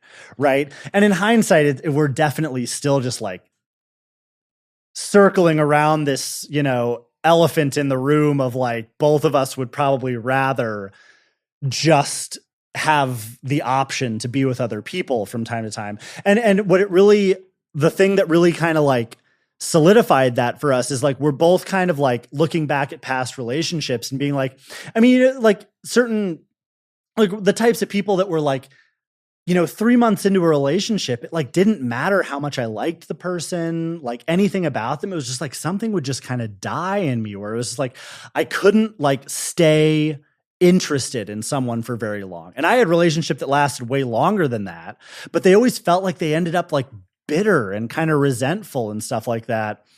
And so Cammie happened to also kind of like share that history and way that she like perceived relationships that she'd been in. And luckily, the lucky thing about it is that at any other point in our lives, this would have been the moment, like so many relationships before, where it just fell apart, right? But we both just happen to be coming to these conclusions roughly in parallel with one another, and have like the self-awareness and the vocabulary and the understanding of what the other person was able to speak on to bring it up and have this conversation where we're like, this might, this relationship might not last unless we kind of like make a decision and do something. And this was after we'd been working with people for a little bit and kind of realizing that like that wasn't quite solving the issue the way that we kind of hoped that it would. We both were like, it was like one person said something and the other person was immediately like, I've been thinking the same thing and I feel the same way. And so it was just like very, very copacetic and very like, who broached it first? Her. But again, it was sort of like she was able to put it into words slightly before I was. But as soon as she put it into words, it was sort of like the light bulb went off. And what are we doing? Like, why are we being so weird about this? Because at first it's like you even put up weird little boundaries as far as like, what are you going to do when you work with people? Which is fine when people do that. I mean, I've worked with people where it's like they have a partner and they don't want to kiss. And it's like that to each their own. I have no issue with it. But when we kind of self-analyzed why we were developing these boundaries, they were pretty arbitrary. And they were really just like... They always are. No, for sure. But again, absolutely no hate when people feel like they need to. But we kind of really realized that like we were only putting up these boundaries so that we could exercise like vague levels of control over the situation and just not let go of these like vestiges of societal norms and stuff like that. Exactly. And it was the type of thing where it's like, certain doors you walk through that you can't walk back through. Once you've kind of had a thought, it forever changes your brain chemistry and you can't unthink those thoughts and untrain your brain away from the conclusion you've just come to. And by the time we had, walked through this many doors together, we then were kind of like left with nothing but these arbitrary boundaries that we'd set, just laid bare. And we're sort of like, what are we doing? Like, why are we being so weird about this? And we were being so weird about it just because we didn't quite know how to make this final step, which was just to, not try to impose this monogamous lifestyle on ourselves when it really wasn't working super well and as soon as we did that, it was like the whole world opened up. It was like we fell back in love with each other to a degree. I mean, it was like, so yeah. If it hadn't gone that way, I mean, this is one of the things people kind of, it's like, well, what if you meet someone and they, don't want to be with you anymore? Or what if that decision had like not worked out very well? And it's sort of like, well, if any of those things had caused the relationship to end, then the relationship wouldn't have lasted. Exactly. Right. So it's like, and that kind of goes back to one of the other things I mentioned. It's like, how long do people drag out relationships? I mean, that either they just needed to end or something like this might have solved them, but nobody would really come to this conclusion because it's so atypical. That's the problem with relationships. Like, people try to hold on to them too fucking tightly. Right. It's, as we talked about off air, it's like, I was a PI for a little while. Yeah. I'd have friends be like, I think my girl's cheating on me. Can you go pull surveillance on her? And I went, you have no property or children. No. Right. Like, you don't trust her. It doesn't matter what I find. You don't trust her. Walk the fuck away. 100%. If you don't have trust in your relationship, just walk the fuck away. The only reason you should ever be in a marriage or relationship counseling or anything like that is that you have property or children together and it'll be a goddamn nightmare to separate. Right, for sure. But if you don't have those things together, fucking walk the minute it's not working. Right. No, 100%. And so that's like, I mean, that's, I think the hardest thing for people to kind of like wrap their heads around is sort of like, are you guys playing with fire by inviting too much potential for the relationship to end? And it goes back to what you just said. I mean, how much do you trust them? Yeah. How much do you trust them to make decisions with both of your best interest in mind, even if the decision is a pretty personal decision, which is like, say, something that they want to do with a person that is completely unrelated to you. It's still like you still are making decisions kind of with the other person. And yeah, right. So it's like if all of the sudden they made some decision that was absolutely hurtful and like malicious or totally with disregard to your emotional well-being, then it would be like, oh, well, time to go. Time to go. Exactly. Right. But the more you do it and the more you experience it and the more things you do together in that context, either the better or worse that trust gets. In our case, the trust has just seemed to improve. So it's like, it's one of those things I've said 100 times. I will say until probably the day I die. It's not the physical act of cheating that hurts. Right. It is the violation of trust. 100%. And it's just like, well, if we're discussing this and we're both on the same page of this, there's no trust violated. Yeah. I mean, for fuck's sake. Right. If you go receive a massage from some hot masseuse, right. What sane partner would give a fuck about that? But that's an attractive person giving you, a good physical sensation. Yeah. No, for sure. Right. And it's like, if you really turn the mirror around on someone and make them analyze the decisions they make and the reasons that they have certain feelings, it's a lot of it is stuff that they can't explain why they feel this way. Why is this okay? Why is that not okay? Because they've been indoctrinated by society on a lot of it. 100%. Well, we have, how there's just the toxic end of society where it's like women are seen as prizes for the hero to win. Well, and that's a big thing. Like one of the ways that Cammy's put it, that is for sure one of the better ways to conceptualize like the sex aspect of it specifically. And it's just that in general, people view having sex with someone as an expression of ownership over that person. And I don't mean that in such dramatic terms as like literal ownership, but like ownership over their attention, ownership over their time, over ownership, micro ownerships. I guess there's an increased expectation of their responsibility now because we've rubbed genitals. But somehow sex is the thing that specifically dictates that connection and ownership with people. Where, as soon as you start having sex with people on camera, it's like that erodes pretty quickly. It did for us. I know it doesn't for other people, whatever. It should. Sure. But like that eroded that so quickly for us, where it was like overnight, it felt like the act of having sex with someone was not that serious to us. Well, as soon as that no, sure, but as soon as that erodes, it's like, well, do we still have a meaningful connection? If the answer is yes, then that wasn't the thing that made it that way. And but then you think like how many people totally depend on that in order to feel like they have any dominion over their partner's attention and love or whatever, whatever. So gross though. Yes, it's gross to like put it in terms, but it's literally the normal way people think.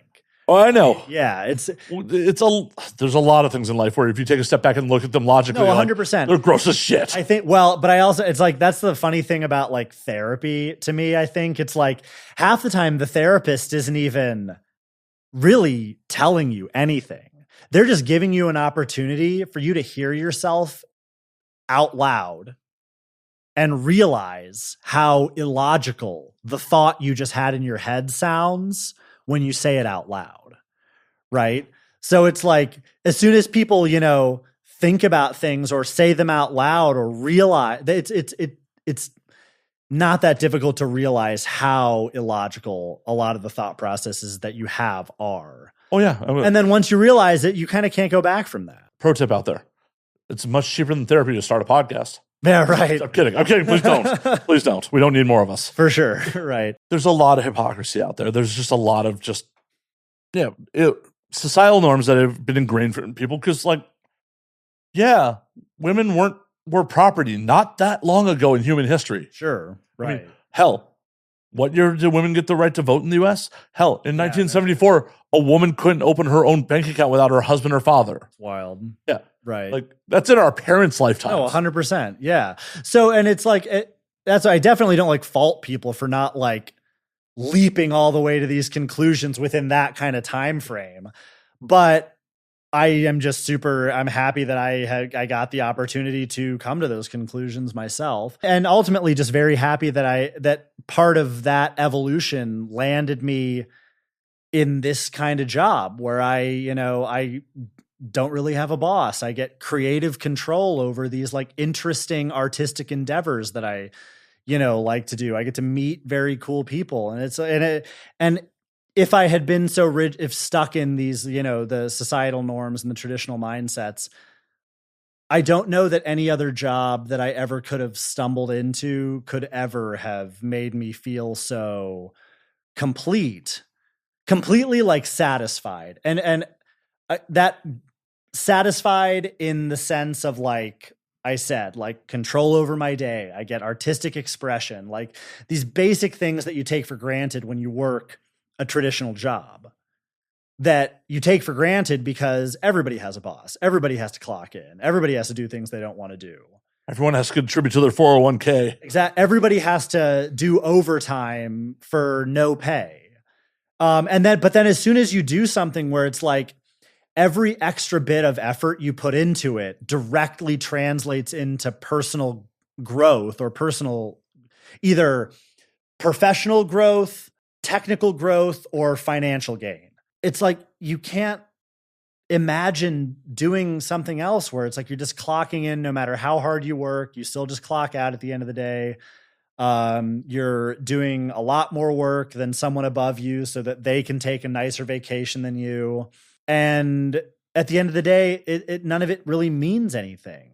Well, for sure. I mean, hell, none of this means anything. None of this means anything either, but at least, right. So in the context of nothing really means more than people assign value to it, why do something that you aren't at least in like control of? I wholeheartedly agree. Obviously, we're sitting here doing this. 100%. Yeah, we're preaching to the choir, just this echo chamber of the choir. Well, and the thing about it is, like, I also readily acknowledge that society needs those people that want to punch a clock, that have no ambition. No doubt. Like, I want my fucking pieces. Everybody can't do this because society would fall apart, 100%. But there are some things that are a little liberating about the person punching the clock is at 5 o'clock, they don't have to give a fuck anymore. No, for sure. Right. And it's definitely not like you go back to the question you asked earlier when I was being so overthinking about what I was saying and so slow about my thoughts. It's like, yeah, no, it's nice to imagine leaving and not having to worry about like, oh shit, I forgot to do a TikTok today. I need to, go throw that together. Or I forgot to organize my Dropbox. I've been meaning to do that. Oh, I need to, edit these photos and all these things that kind of like pile up on each other. And as hard as you try to task organize, they do end up just dominating. Well, yeah. And that's why the most successful creators have teams. No, 100%. Sure. Right. You can only expect yourself to do so much. If everyone was doing this, nothing, the rest of society would for sure. Obviously, there would be no one to do the things that you take for granted when you do stuff like this. So it's like, I mean, we live in LA. Our roads aren't great already, but like, imagine everyone's like, fuck working construction. Yeah. No, 100%. But okay. So that's totally beside, obviously, I think it's not a profound statement to say that people still need to do construction. But whoa, I thought that was super deep. Exactly. What I think is the deep thought that we are trying to mine out of this topic is that in the context of no one thing is any more ultimately meaningful than another, and these are all just decisions that we're making, and how someone earns money, as long as it's legal and consensual, shouldn't be one. Honestly, I don't even care. Well, consensual is important. Legal, oh sure. At the end of the day, as long as you're not, that was a really specific. Yeah. As long as the people aren't actually harming someone else. I misspoke because I totally agree with that. Nobody should take it too personally that you want to do this. And if there wasn't such animosity between the people that didn't choose to do this and the people that do this, that would be the thing that, if it could normalize, would really even out. Do you have some people that have animosity towards you from your former life about this? No. Well, you're lucky. No, sure. And trust me, I don't take that for granted. Because I definitely, it doesn't need to be that way. I just got kind of lucky. I mean, really the only person that has found out in definitive terms is one of my best friends. And he was just super stoked about it. So that was great. No, what I'm talking about is just like the societal animosity. In general, the vibe that someone who works a regular job has against a stranger who has no impact on them that decided to do something like this as their job. If that animosity just wasn't there, because the person that chose the regular job was able to accept that this person, again, is just trying to make a paycheck, and they're probably making something that this person secretly consumes quite a bit of. In that case, also, it's just like they have it in their mind that this isn't actually labor intensive. And like some creators, if they really thought about it, like your dollars per hour, like what you made per hour per actual labor you put in, you might be making less than some people with some office drones. Right. But this isn't real work. Like, fuck you, dude. No. This is a lot of work and unstructured. There are rough guides on how to be successful at this, but it's not like, oh, hey, if I do this fast track, I will be, a manager at some point, and then I will be a VP, and then I will be like, right. No, and people definitely, yeah. I mean, you only see the product. Yeah. You don't see how the hot dog's made, right? You just see the hot dog. And in this case, yeah, how the hot dog's made is a bunch of embarrassing TikTok dances and strategizing how to get people to even care that you made this content. It's the bitterest, hardest pill to swallow, is knowing that you could be putting out the most phenomenal content anyone has ever seen, but just making the content doesn't get anyone to look at it, right? So all of that legwork for promotion is really the meat and potatoes of this job, but it is absolutely just like so much more effort than people assume. Or being so emotionally invested in something that you made, and then having everyone not give a complete fuck about it. Sure. Like, it's like, oh, I thought that was awesome. And then like, oh, nobody engaged with this. Nobody cared about it. But then it comes back to that. And then it comes back to that person, because it was like, were they unable to market it? Then they shouldn't feel bad that no one watched it, because just putting something on the internet doesn't hit like a global explore page for everyone to see, right? Well, I can tell you in my own personal experience doing this, like I've had some guests on that like I was amazingly stoked about it. Yeah. And because they were guests that are not necessarily in adult entertainment, not my normal guests, my audience gave zero fucks about it. Sure. And it was just like, oh, that's kind of a bummer. Yeah. And it's like, I was so stoked about this guest, and I'm very proud of that content. And it's just like, the audience gave no fucks. Sure. Yeah, right. And that's like, I mean, that's a different pitfall of once you already have an audience. I guess I was more maybe getting at even getting an audience in the first place.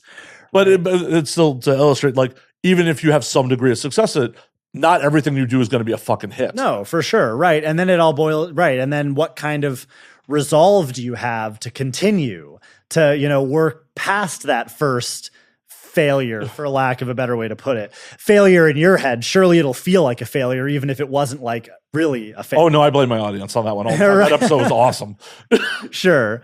Right. But then it goes back to, what do people think you do? Right. And they don't see all of that, and you worrying about all of that, and trying to not only strategize about how you're going to promote your content, but strategize your content to optimize how it's received by your audience. I mean, you've got to be doing the job of 12 people between marketing, promotion, audience analysis, like crowdsourcing and producing and editing and all of this. Like, a fleet of people would do the job that you have to do in a more traditional setting. Yeah. But yeah, right. Nobody gets that. So when they see you making good money, seemingly just having sex on camera every once in a while, that's where the animosity comes from. 100%. Because in their mind, oh, I could do that. Yeah. Right. Oh, I could do that. Right. Oh, Well, that's the thing that kind of blew my mind once I got into this. It's like, even the difference between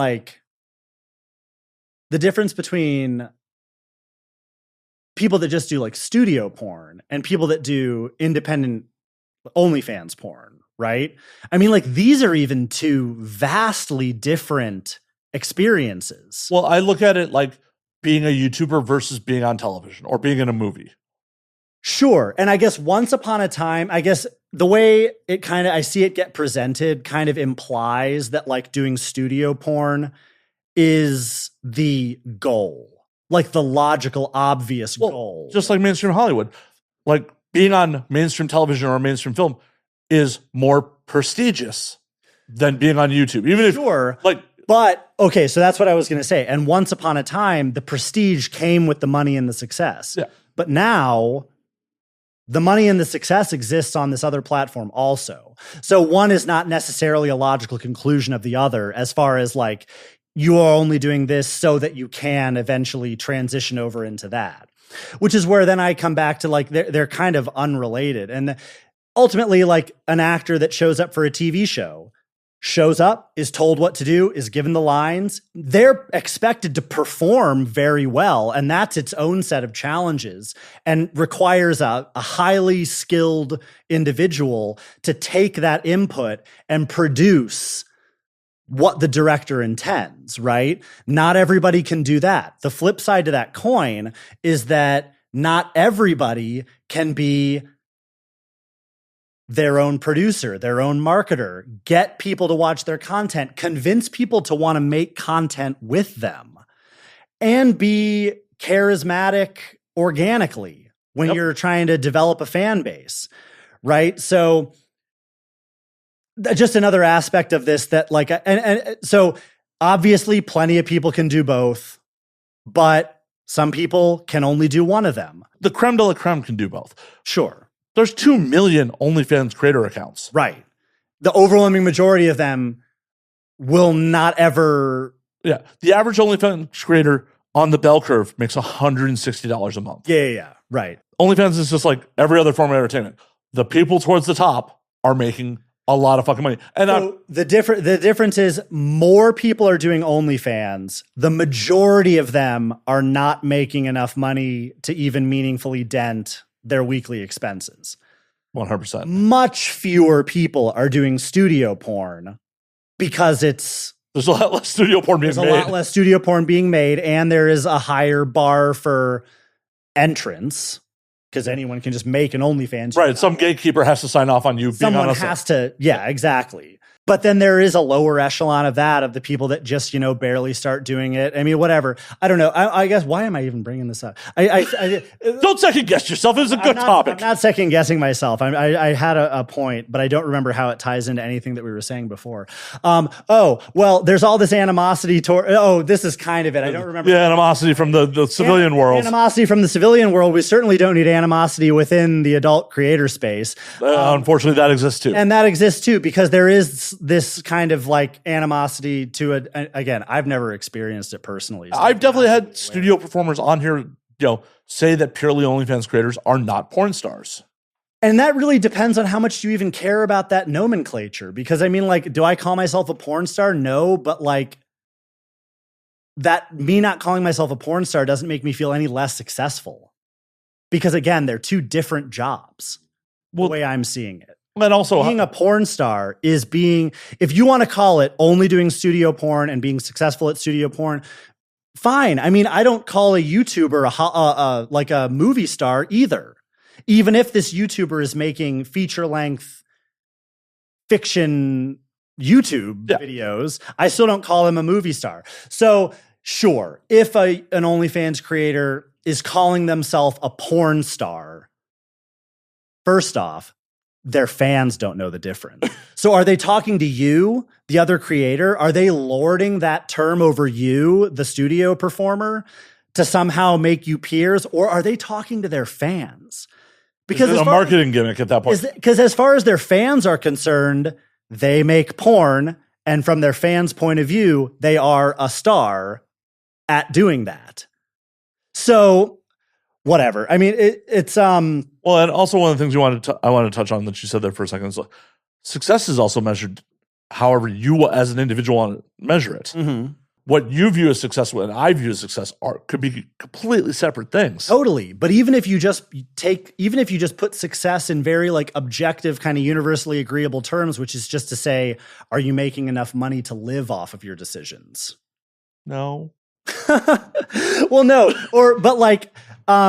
But I guess the people that are porn stars make enough money that's all they have to do. Well, except the problem is I know people that are almost purely studio performers because they don't have the hustle, they don't have the drive to actually run an OnlyFans, that are barely getting by scene to scene.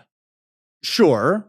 Like, it's all very subjective. It's all, a lot of cases, a fucking illusion, too. Well, right. And I guess how many of those people would call themselves a porn star? Maybe that's a fight that the studio side of porn needs to have within itself. Because, again, like, the people that are at the top of OnlyFans don't necessarily, like, worry, I think, too much about the people at the bottom end of OnlyFans. Like, well, why would they? Why would they? So if ultimately, just looking at Twitter and really trying my hardest to not get involved with drama, it's like the people that are doing really well are never involved. They're never putting these opinions out. And it's like, I kind of tell myself, like, every time I like want to say something, I was like, I'll look at like, well, did this person get involved? No, probably because they're busy worrying about their own stuff, right? Well, it's the same reason like why trolls exist on any content. 100%. It's like, because you don't have shit better going on in your life than to try to make a stranger feel like shit. 100%. But then I guess, and ultimately, I just think like the big fallacy about the animosity in general is just that, like, does the person who does studio porn think that this OnlyFans creator using the term porn star invalidates their success in a way that's actually like negatively impacting them? They shouldn't, but there's unfortunately a lot of trauma in this industry too. No, for sure. And like some of these responses are trauma responses. Some of these are like irrational fucking responses. Exactly. And that's why it's like you can't get too upset with people when they have their moments, because you don't, unless you know every detail about what inspired that. To your point, you don't know. Why are they worried about that? Why does it mean so much to them? Why are they seeing everybody in such competition as though there isn't like literally enough money to go around, to the point where they feel like threatened? Or why would an OnlyFans creator who's making a lot of money care that much about being put down by this other person? I mean, just to make it go both ways. You know yeah, for sure.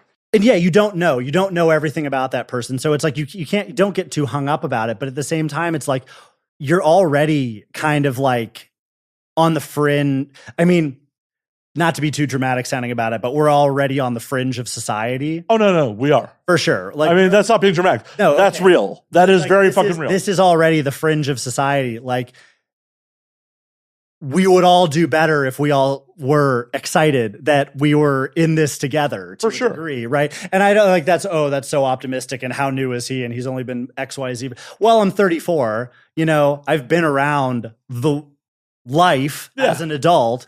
And so no, yeah. And that's kind of the other thing that gets me is like, okay, yeah, you've been doing this job longer, or you've been doing studio porn longer.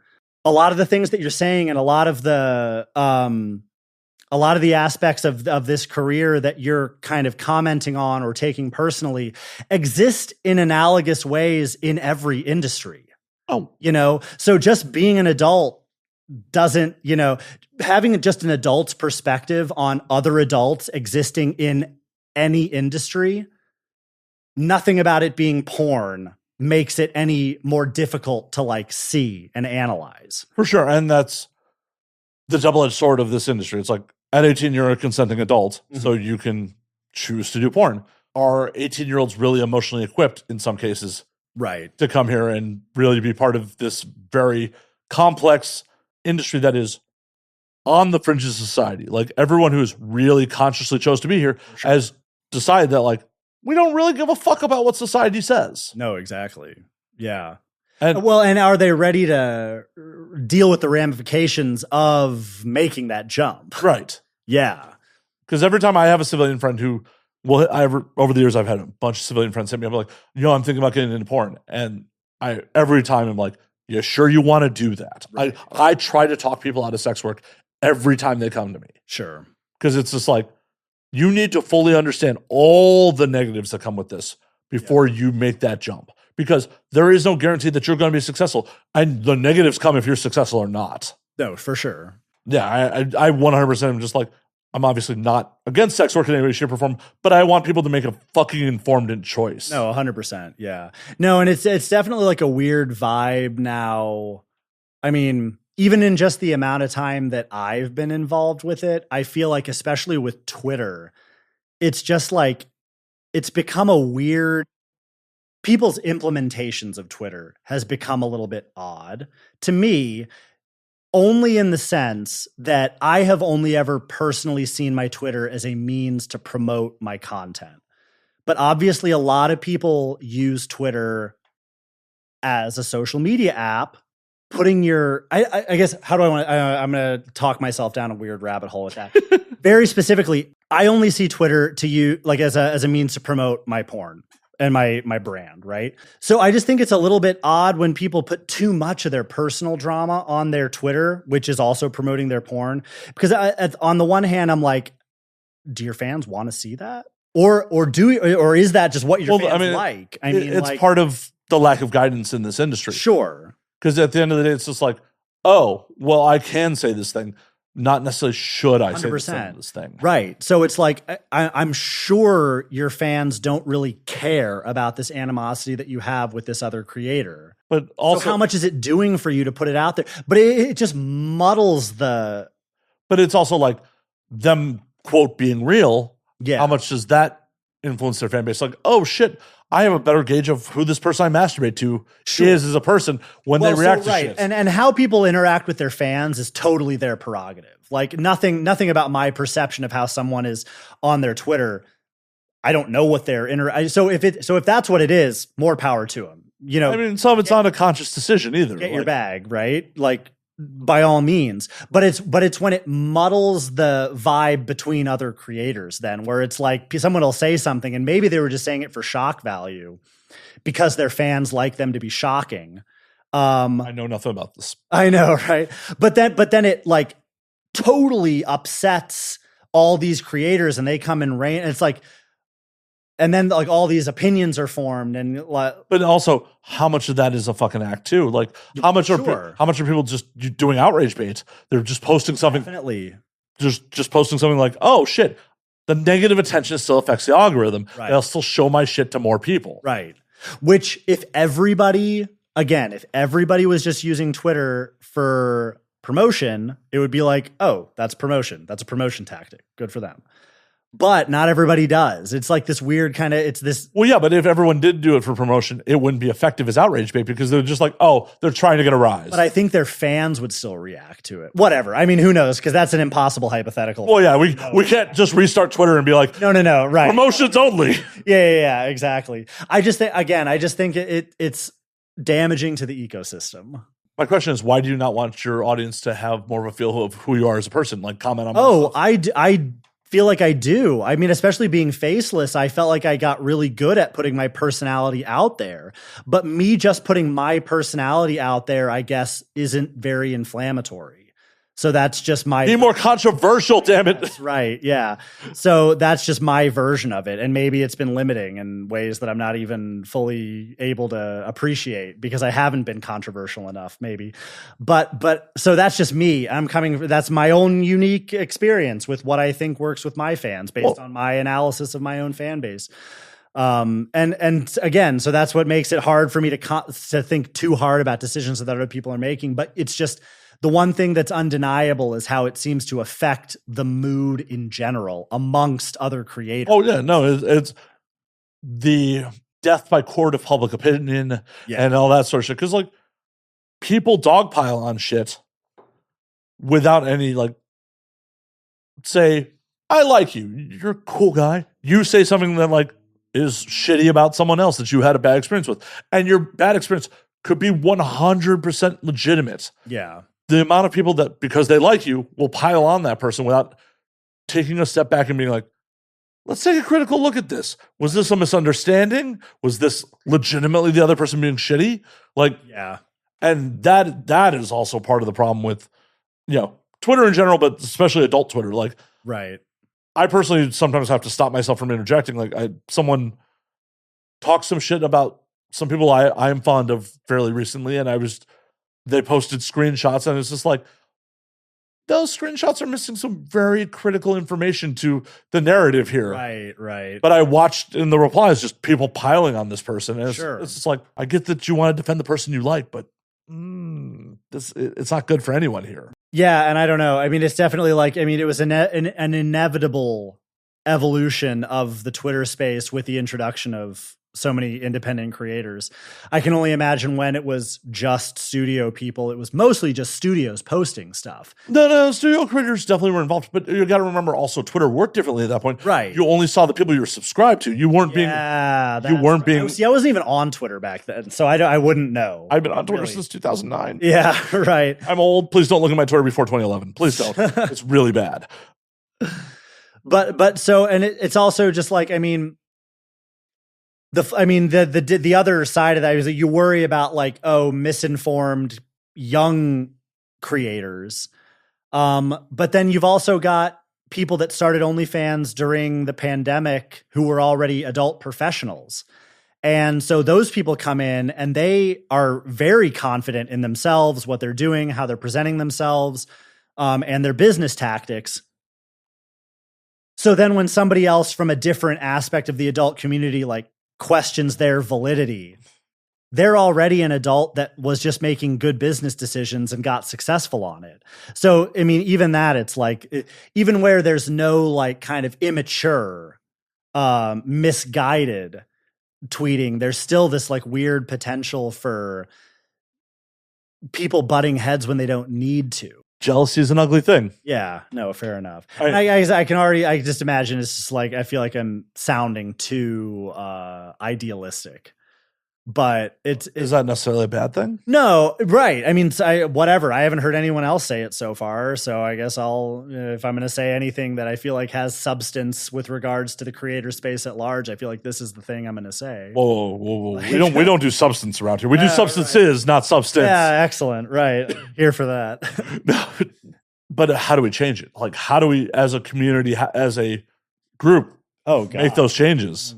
Even attempt to? Well, you hope it doesn't take things getting really bad before. I mean, unfortunately, I think people like require the shock of something to realize that like, we need to calm down a little bit.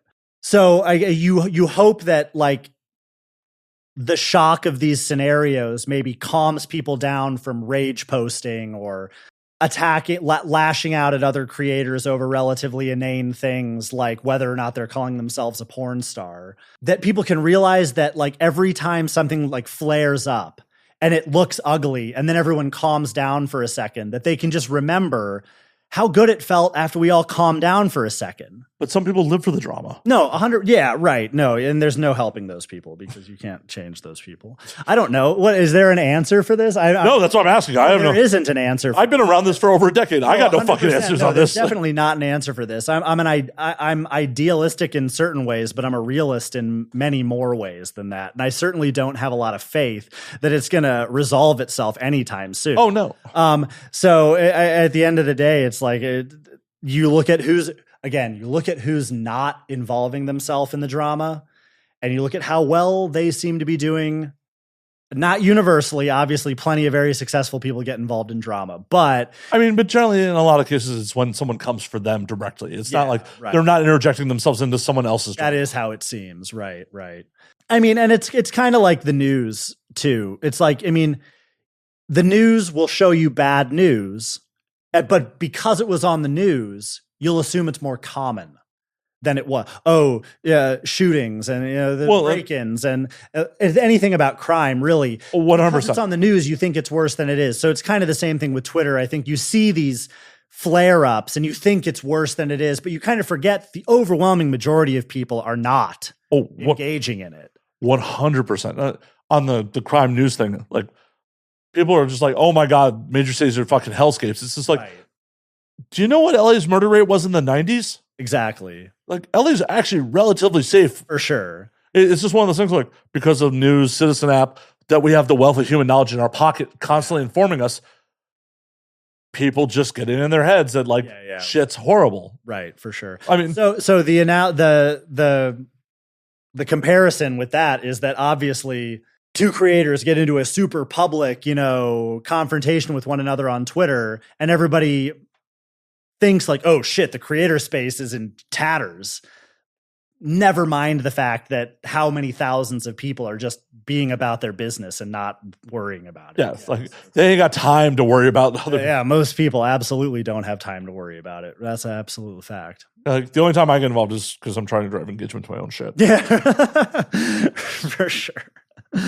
Right. And I had someone DM slide me last week and get really shitty with me about it. It was pretty funny. Yeah. Got really shitty. I'm just like, I just responded with emojis. There you go. Because I'm like, this is a drive engagement for me to respond no, real on this. Yeah, exactly. You're upset about something I retweeted? Okay. Yeah, for sure. But that's just the silliness, like unhinged shit in my DMs because of something I retweeted. No, yeah, it doesn't surprise me at all. And then it's how much does it get to you? I mean, obviously it doesn't seem to get to you particularly badly, right? But then that also comes with being, an adult, mature. Whoa, I'm one of those types. Mature to a degree, because if you were not mature, it would get to you, right? Well, yeah, but as I've said multiple times on here, that was a developed muscle. Sure. Like, oh, absolutely. No, yeah, that's what I mean. Like, it comes with experience. And when I say maturity, I really just mean like life experience. Well, it's just also me taking a step back and consciously thinking about like, why the fuck am I bothered by someone I don't respect's opinion? Right, yeah. Like, especially because that's someone I know in real, like trolls, I don't know you. Why would I? Yeah, that's... This is someone in real life I know and don't respect. So I definitely am not going to be bothered by like that they have to say. It's like, don't like you. Why do you think you have any emotional control over me? Yeah, no kidding. Right. And we'll never, right. And most of these people will never have like a meaningful interaction in real life. And I know that there is obviously like a concern that like, if someone is particularly successful, that they can affect how you're perceived within any space. But that's true about anything. Yeah. Like, it seems more extreme because it's the adult space and it's like, it's porn. So all of these things apply to every other avenue and aspect of life. Hell, my only concern in that whole situation was that person was going to make a scene at the AVN party. That was my only concern. Right. And I saw her and she walked right past me. Yeah. Right. I'm like, oh, real big talking. For sure. Yeah, I don't know. Yeah, right. And then that's the other crazy part is people aren't willing to actually like talk it out and, have any sort of real, like for the most part, any real confrontation in meat space, in real life. Sure. Like, the AVN party would have not been the right place to hash out any issues we were having. But it's just like, that issue will never actually be hashed out. Yeah. There'll never be a place where we're in the same place physically, and that will be discussed. And that's usually how it goes, unless it's crazy, like the fucking shit that went down in XRCO. Yeah. You heard about that, right? Well, no, clearly. If it's not coming to mind, I thought I would pull that out of my mind, right? A performer confronted another performer about some tweets and a fist fight ensued. Oh, yes. I am 100% aware of that. Yeah. Okay. Yeah, definitely. Right. Sure. But as far as I know, that blew over too. All these things blow over. Well, I mean, to a degree. Yeah. It's like, I mean, even things that I feel like shouldn't blow over seem to blow over. I mean, like at the end of the day, it seems like, unless a crime has been committed. Oh, even then. But that's what I mean. I say that even then, but it's like, even then it's like, as big as people are willing to talk, it really doesn't seem like anyone ever reaps any consequences of anything. No, the only way to actually get canceled in this industry is be abusive to animals. Yeah, which is fair enough. I mean, fair enough. Justifiably so, but yeah, this might have been before your time, but there was a male creator who poured water on another performer's blind dog. Yeah. I mean, it's not cool. It's not cool. It's not justified. Right. But holy fuck, he was canceled faster than people that have sexual assault allegations. No kidding, them. Right? And it's like, that was just water. Yeah, exactly. Right. Not cool, but the grand scheme. No, 100%. Yeah, and it's like people. It's yeah. I mean, and I think about that every once in a while with like people that, I mean, I don't know. I feel like I've been really on the spectrum of things I've heard about. I feel like I've been really lucky. I absolutely have never, like, I have never worked with anyone that I got even like a bad taste in my mouth about after I worked with them. So, and I know that that happens to people. I'm certainly not trying to say that it's overinflated, but because I know it's not. I just know that I'm lucky. I mean, lucky. Give it time. Yeah, give it time, sure. And I've absolutely been. I'm no illusions about that. But as of now, nothing crazy has happened that has made me feel bad about a person I've worked with. So many of these issues that people have with people are just like opinions based off one-off, like things that happen with them. If someone comes to me and they're like, oh, you worked with that person. Well, this, that, and the other thing about them because I said this and they said that. And I'm like, okay, but did they like hurt you? Or do you just not like them? You know, so it's even like trying to suss out like how good a person is someone to work with. It's like, you got to get good at identifying, like, is that person actually like a piece of shit? Or did you, the person who's talking to me, just not get along with them in the one interaction that you had with them? It's hard to suss out. Like, I've, over the years, multiple times had people DM me directly after, like, I post the promo picture of doing a show with a guest and being like, why the fuck would you have that person on? They're such a piece of shit. It's just like, okay. Right. Why is this the first I'm hearing of this? Yeah, no kidding. It's a wild place we're at. And all in all, as you were getting at earlier, we should have a unified front because there are much bigger threats, much bigger existential threats 100%. To all of us out there. Yeah, right. Like, nobody's going to care about who calls who a porn star if everyone makes this, if this gets turned illegal. Right. Well, you've got to flee the country to continue making porn, right? Well, even if it stays the status quo, fucking banking. Yeah, sure. Much less extreme versions of things. Yeah. Things that have already happened. Things that, like, the status quo right now, it's like, oh, hey, you may not be able to get a loan. Hey, you may get fired from a Joe job because of it. Like, all these other things, like, we're not presenting a unified front against even that shit. Yeah, right, for sure. Which, I mean, I don't know. And again, it's like, is there really not a unified front, or does some people just make it seem much less unified than it really is? Because at the end of the day, most people I know feel like they'd be pretty unified with each other. It's one of those things where, like, it feels like online activism in a lot of cases. Yeah. Where it's just like, oh yeah, I support this thing. Are they actually doing anything to actually support this thing besides effectively signing an online petition? For sure. So yeah, who knows? I don't fucking know. Yeah, exactly. I'm merely an asshole riffing on his own podcast. Yeah, for sure. But it's one of those things that we should really be examining as a group, as a marginalized group. Yeah. As two white men are talking about being a marginalized group. Ugh. Yeah. That's going to get... Well, you didn't have to say it out loud. Oh, shit. My bad. Yeah, right. No, for sure. But ultimately that is the case. I mean, we would be lumped in. Everyone would be lumped into the same pool of... Same gulag. Yeah, exactly. Right. And yeah.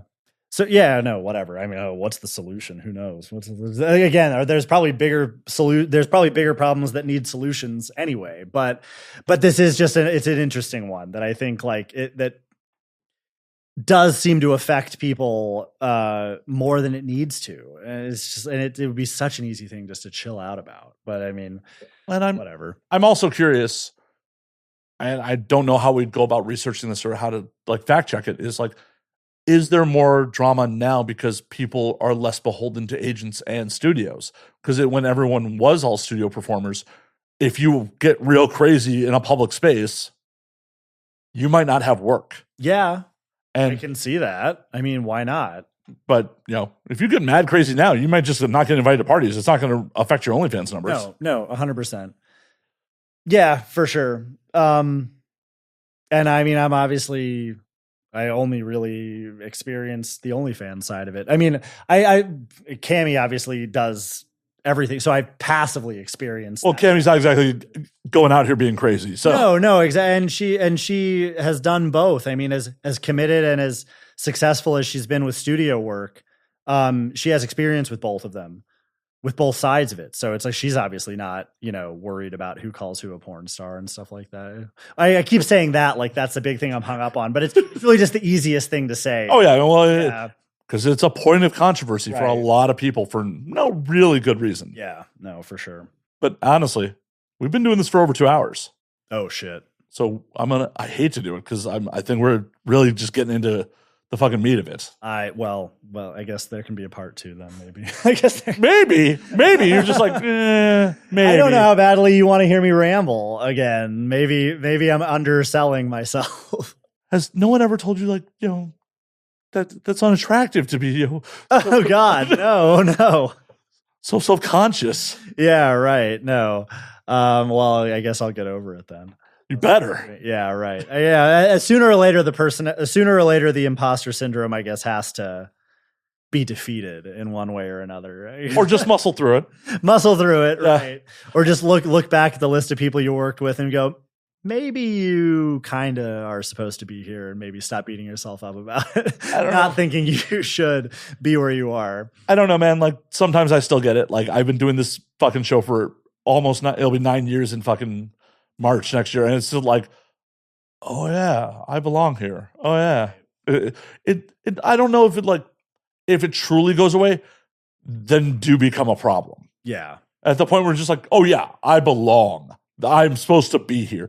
Like, do you become the problem at that point? Yeah, no, 100%. Right. But we're going to call last call. Tell them where they can find you on the things. On the things. Lev Lieben on OnlyFans, the Lev Lieben on Twitter, the Lev Lieben on Instagram. Those are the only ones that matter. Hell yeah. But yeah, no, just doing my best to make content that you want to jerk off to and have fun with, and really not a whole lot else. Well, welcome to your first podcast. Yes, that I could super appreciate this. No, I appreciate you coming. I appreciate you showing the audience your face. Until next week, drink up, motherfuckers. Hell yeah.